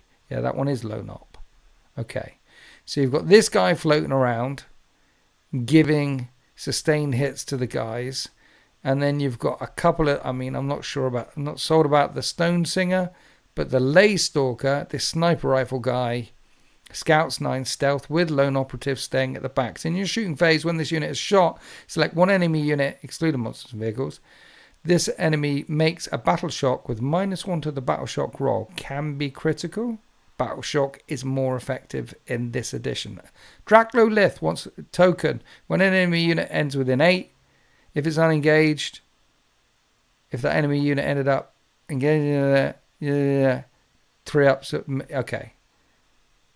So on a 3+, you can do a mortal wound if someone comes close. This one's quite nice. If this is like a 70-point guy with lone op and stealth in the backfield with that gun with devastating wounds, and you had 2 of them, this could do some work. Precision devastating wounds, hitting on 2s with precision wounds with 3 damage a time. If that can see a character in a unit, it's hitting them on 2s. Wounding characters, most Space Marine characters on 2s. If they fail 2 saves, dead. And if they get 2 6s for devastating, dead. Lay Stalker looks nice. Okay. So I'm saying 3 of them. Get 3 of them. Get 3 of them in my Exodites list, not mine. In an Exodites list with, Eldar. I'd never play with Eldar except for maybe Exodites. But 3 Lay Stalkers. 3 Lay Stalkers. 3 of these Clan Blades running around. And then 3 of these Dragon Knights running around. That sounds like something we could do. 3 precision snipers in the backfield. You'll definitely pick off a character or 2. Mind you, with terrain in this edition. But you've got lone op, you've got stealth. You'll pick off a character or 2. And then these things moving forward, are they monsters? They're mounted. That's a problem, because infantry beasts and swarms can go through ruins, straight through solid walls, dense ruins. These are mounted. They'll have to go round. They'll have to make their way around the terrain features if they're dense. Light terrain features like statuary, boxes, barricades, they can go straight over. But ruins and woods in particular, woods are dense now. So if you have a ruin and some woods in the middle, a tank can't go through there anymore. A tank's got to go all the way around because it can't smash through the ruins and it can't smash through the wood. So mounted is an issue. If these were beasts, it would have been better. But there's probably going to be something in their detachment which says these guys can go straight through stuff. I mean, they're dinosaurs. These guys can go straight through. There's plenty of crash through, or there's plenty of stratagems and plenty of detachments where models can go straight through terrain features. Anyone else get the feeling that this edition in lethal hits and deaths are getting split between monsters, vehicles, and everything else? Maybe. Yeah. What are you talking about? When did this start? What? These modelers don't belong in fantasy. They don't belong in fantasy. Okay? Space elves riding dinosaurs in space is something 40k's been needing for a long time. The galaxy's a big place. There's space dinosaurs out there. If we can have space manga out there, okay? If we can have Goku in space and One Punch Man in space, If we can have a Pacific Rim in space, we can have dinosaurs in space. You know? I want dinosaurs in space with laser beams strapped to their heads. I think it's cool. I think they're going to sell a lot. And they've been established in the lore forever. Forever. Is the rule where the unit goes through the bottom of a building for free, even if there is still... No, there is no. Dense terrain, which counts as buildings and woods, now have the solid rule. And the solid rule is they're blocked on the ground floor and you can't see through them, and vehicles and things can't move through them. If the floor is only 3 inches high, technically a tank can drive up the wall of a building and then down the other side, and if the woods are just 3 or 4 inches high, then they could drive up the wood along and drown. Yeah, but only infantry, beasts and swarms can pass through dense terrain features without any penalty modifiers. Stuff with jump packs could fly over as well, and then the hover rule might kick in or not. Dragon Knights have mobile. Doesn't that go through dense? I don't know what mobile means. Where's my rulebook? Wait one, please stand by. I don't think mobile's in the main rulebook.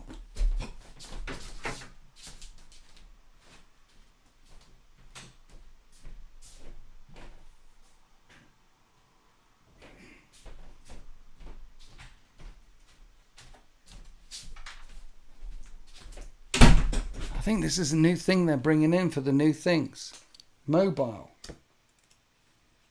Mobile keyword. Melter? No.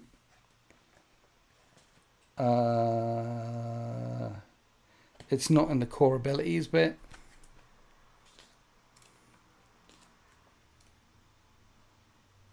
Terrain. It might be in the terrain bit. Terrain categories. Infantry, beasts and swarms. It's in there. It's in there. It's in there. Infantry, beasts, swarms and mobile models can move horizontally through dense terrain features. It's in there. Mobile is a new rule. They can ignore all the things that I've just been saying. They can go straight through trees and ruins. Infantry, beasts and swarms can climb up to different levels on terrain features. We're looking at page 48 here, terrain and movement. Infantry, beasts, swarms, mobiles. Okay, good. So they're even better. They're even better. Page 48. I'm there, man. I'm there. Dwarves riding goats. You don't want space dwarves riding goats. We don't want space dwarves riding goats, okay? Don't be ridiculous. Space elves riding dinosaurs makes sense. Craziness having space dwarves driving. Space dwarves are girthy. That poor little goat.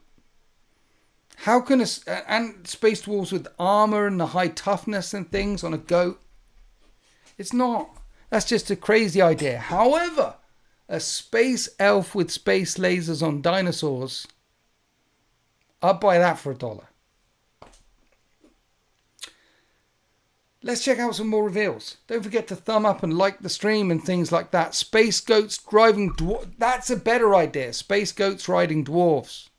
Okay? That's a better idea. Don't forget to thumb up, like, share, subscribe to the stream, become a channel member and things like that. Thanks for all my members. What about space dinos getting a kiddie back from elves? Space marines riding unicorns. Gene enhanced space goats. Okay, so 1 minute. If they were gene enhanced space goats with laser beams strapped to their heads, like we're talking about chonky, girthy space goats here, that can withstand the weight of the chonky, girthy space dwarf. Is that what you're saying? A space dwarf on a space goat, a girthy goat. You know, like one that's been fed far too much because it's a pet goat at a petting zoo rather than a goat doing goat things, which is basically eating everything. Isn't that the Felgor beat? I don't know what you're talking about. Right, okay. Other things. There is, for those, here's a public service announcement. Update, what you need to know. There's been a July update. Go to downloads. Everything's changed. New edition has been out for a month. They're going to be doing this for a month. Every month. What? Why are the dinosaurs just dinosaurs? I expected space dinosaurs to be a bit more out of this world.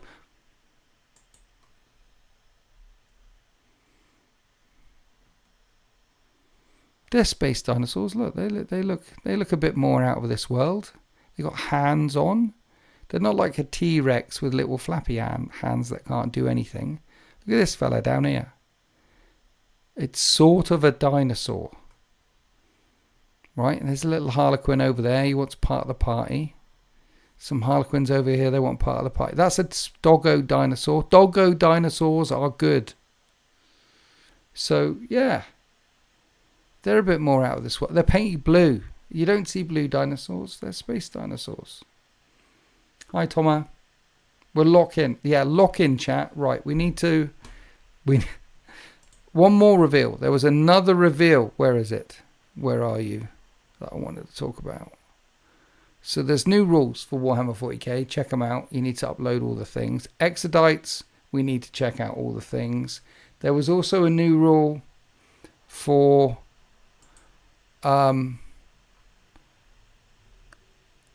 Nazdreg. Okay? We have a new Bad Moon Nazdreg. The biggest, baddest orc on the planet.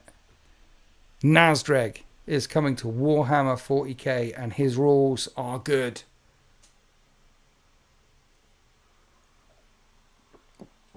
Chonky guy. Stood on a rock. Looks suspiciously like Marnius Calgar. But Nazdreg, where is he? Nazdreg. Nazdreg. Look at that boy. He's a chunky boy. Gatling gun, flamer thing. Bad Moons. The Bad Moons, they liked Daka. They had a lot of teeth. They had a lot of money. They were Bad Moons. Daka. He is a chonky meatball. So there's the little Nazdreg. There's the older Nazdreg. This is the bigger Nazdreg.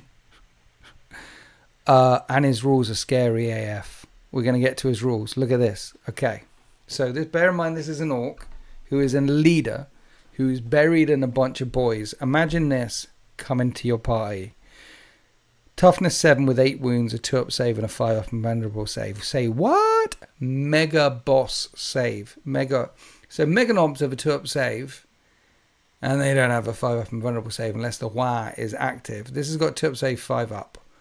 On a toughness 7, 8 wound model, which will be buried up unless you precision him. He's coming at you. So this thing is hanging around.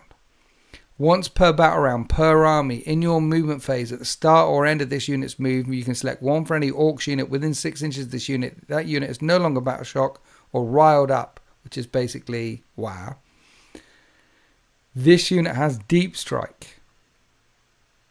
This unit's attack so ignores cover.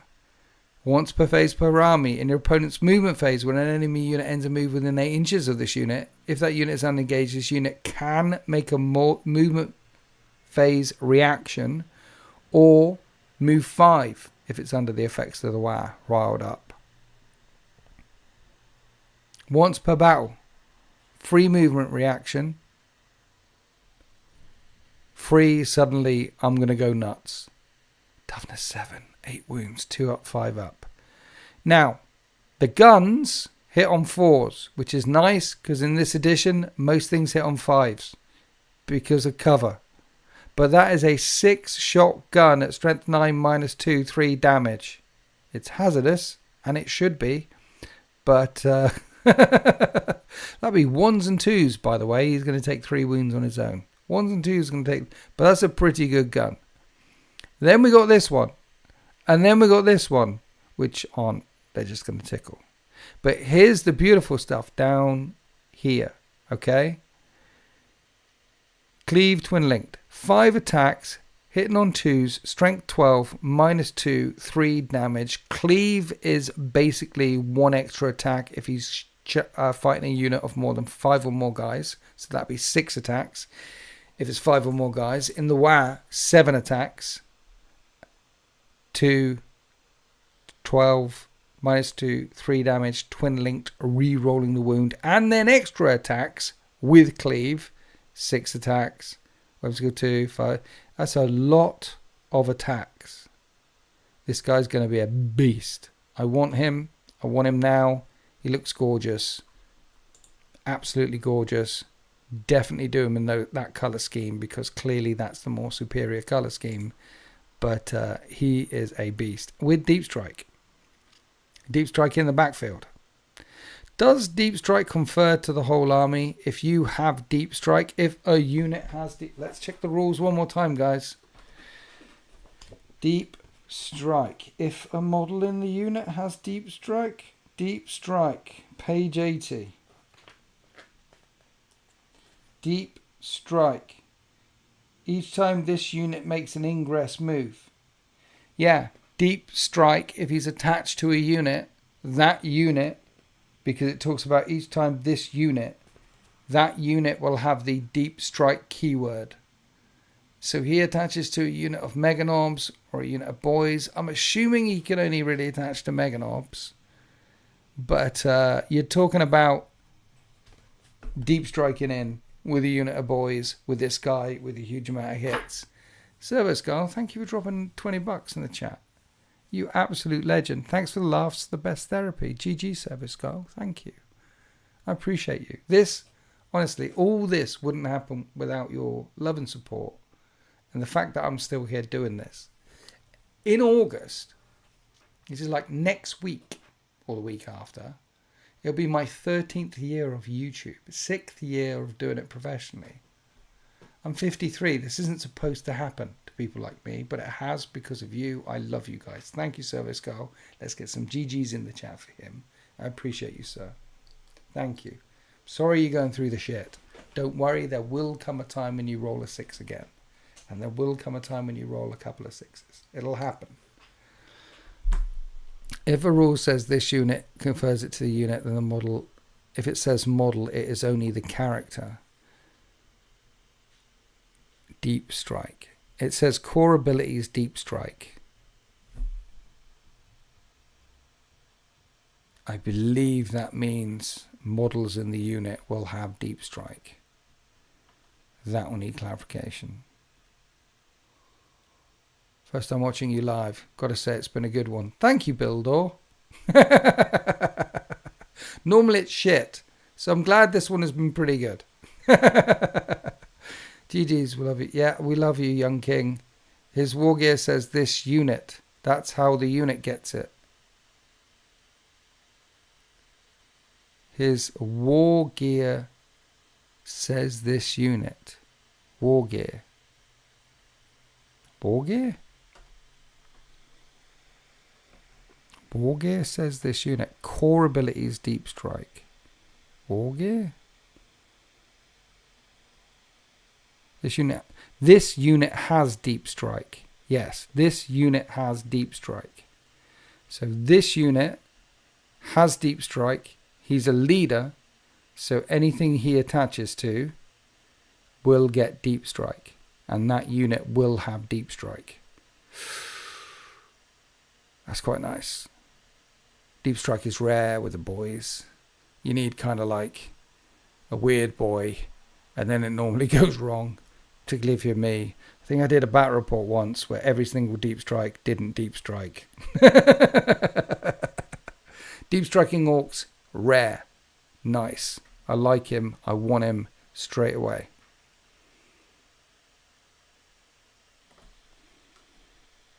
I mean, down here they say it themselves. He also lets his unit Deep Strike, can make nearby units auto pass battle shock, has a reactive move, ignores cover, can make a unit riled up, meaning they act as if the wire has been called that turn.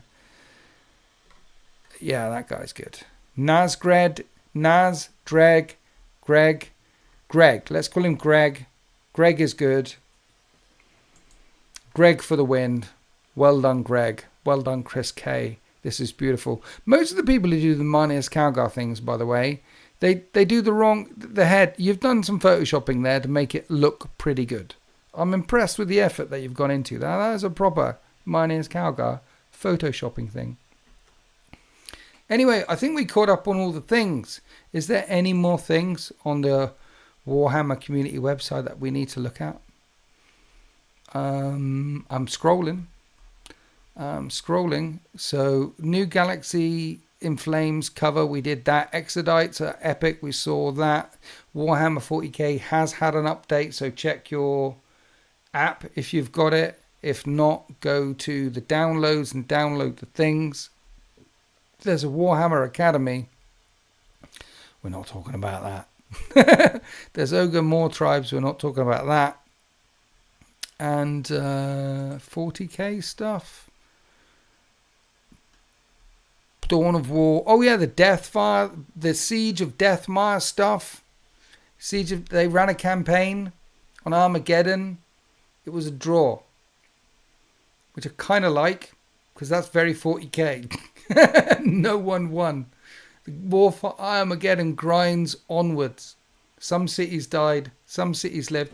I like this focused narrative. I like it when it's in a place rather than the whole. It's good. Very rigged, you reckon?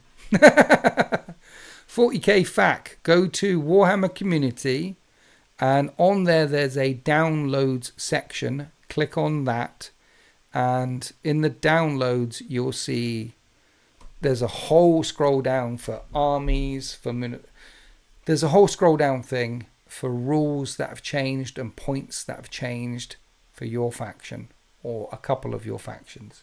If you have the app, it'll automatically be in there, but otherwise, warhammercommunity.com, go to downloads, click on there. New edition, they are going to be updating the facts and erratas once a month, every month for the first 6 months, and then after that, they'll do it every 6 months in a row and keep it as up to date as possible. They try and balance 40k as much as they possibly can, which is impossible, but they try. And to be fair, 10th edition, by the end of 10th edition was one of the best balanced editions, one of the closest balanced editions of 40k that we'd had for a long time. At the start of 10th, it was horrible. Eldar, Craftworld Eldar were winning 80% of all the games all the time in all of the events. Their codex, when it came out, they completely scrapped the idea that they had in the index for it. Said, actually, this is completely broken. It took us a while to figure this out. Instead, we're going to put this back in. So, by the end, it was really good. That campaign was pants. The Siege of Deathmire was it. I wasn't really paying much attention to what was going on with the Siege of Deathmire. I appreciate the effort that they're putting in there and people who could, have a go. But I was like, yeah. Oh dear. I think we covered everything, guys. I think we've covered everything. Any final questions? Any more thumbs ups and like the stream and comments and things? And if you really liked it, you could subscribe or become a member. Or go over to another YouTube channel and give them your subscriptions and things. Help support your local content creator communities in this economy in particular. But yeah, any more things for me? So Wednesday, the battle report that came up today was narrative. Sunday, we've got another narrative one, World Eaters versus Space Wolves. Next week on the Wednesday, it's going to be a Horus Heresy 3rd edition one. But I have recorded a Horus Heresy 2nd edition one because lots of people were asking for that. I'm interested to see how that does, and I might do more if you guys like it. Thanks for the DG input earlier. Love your channel and how chill. Thank you, Captain Bloth, and thank you for being here. I will keep up the great work. It's exciting. I'm excited. I'm excited to play 11th edition. Every game of 11th edition I've had so far has been fun. The 2 narrative ones I did recently and the competitive ones I've done recently. I'm interested to see what the new bits are and the new shenanigans are and how they function with the new terrain thing and how it's I think 10th by the end was getting a little bit samey, and 11th is good. 11th is good. I don't think it's the most easiest thing to get into if you're brand new in the hobby. It's not a noob friendly edition, is it?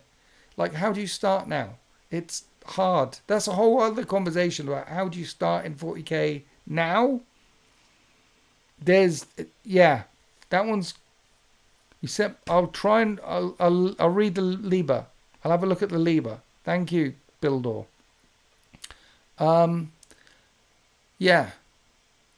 We need to talk about that one. Someone asked me about that next week. Like, new people getting into the hobby is going to be tough for them right now because it's a bit of a mess. And yes, and thank you. I will put that video up that we talked about earlier. My thoughts on Horus Heresy 4, or how they could improve Horus Heresy 3. I want to put that video out there, get the conversation going. But I was a bit, you know, what's my opinion? It's just another opinion. Thank you, Service Girl. Appreciate you too. Anyway, right. So I've got to press some buttons now. Do you notice, by the way, how I'm getting professional with the sharing screen thing? It's like we're doing professional work with screen sharing. Right, we're going to sign off. Thank you for listening. Next week I should be back on Tuesday. That's the plan, to be back on the Tuesday. Thank you to everyone joining me. No, it's not a Wednesday live stream, Wrath of Constantine, okay? Talkie Tuesday live stream with me, your host, Witness SEO, is what it is. This Wednesday, it was just, look, there was an update on Battlefield. I got carried away. It was like 9:30 before I realised what the time was. Okay? You can't be an international YouTube Warhammer celebrity without skiving off your work every now and then. So that's what happened yesterday. I'm sorry. A public apology for that one. Public apology. I'm leaving. Thank you. You guys are epic. Be excellent to each other. And happy wargaming.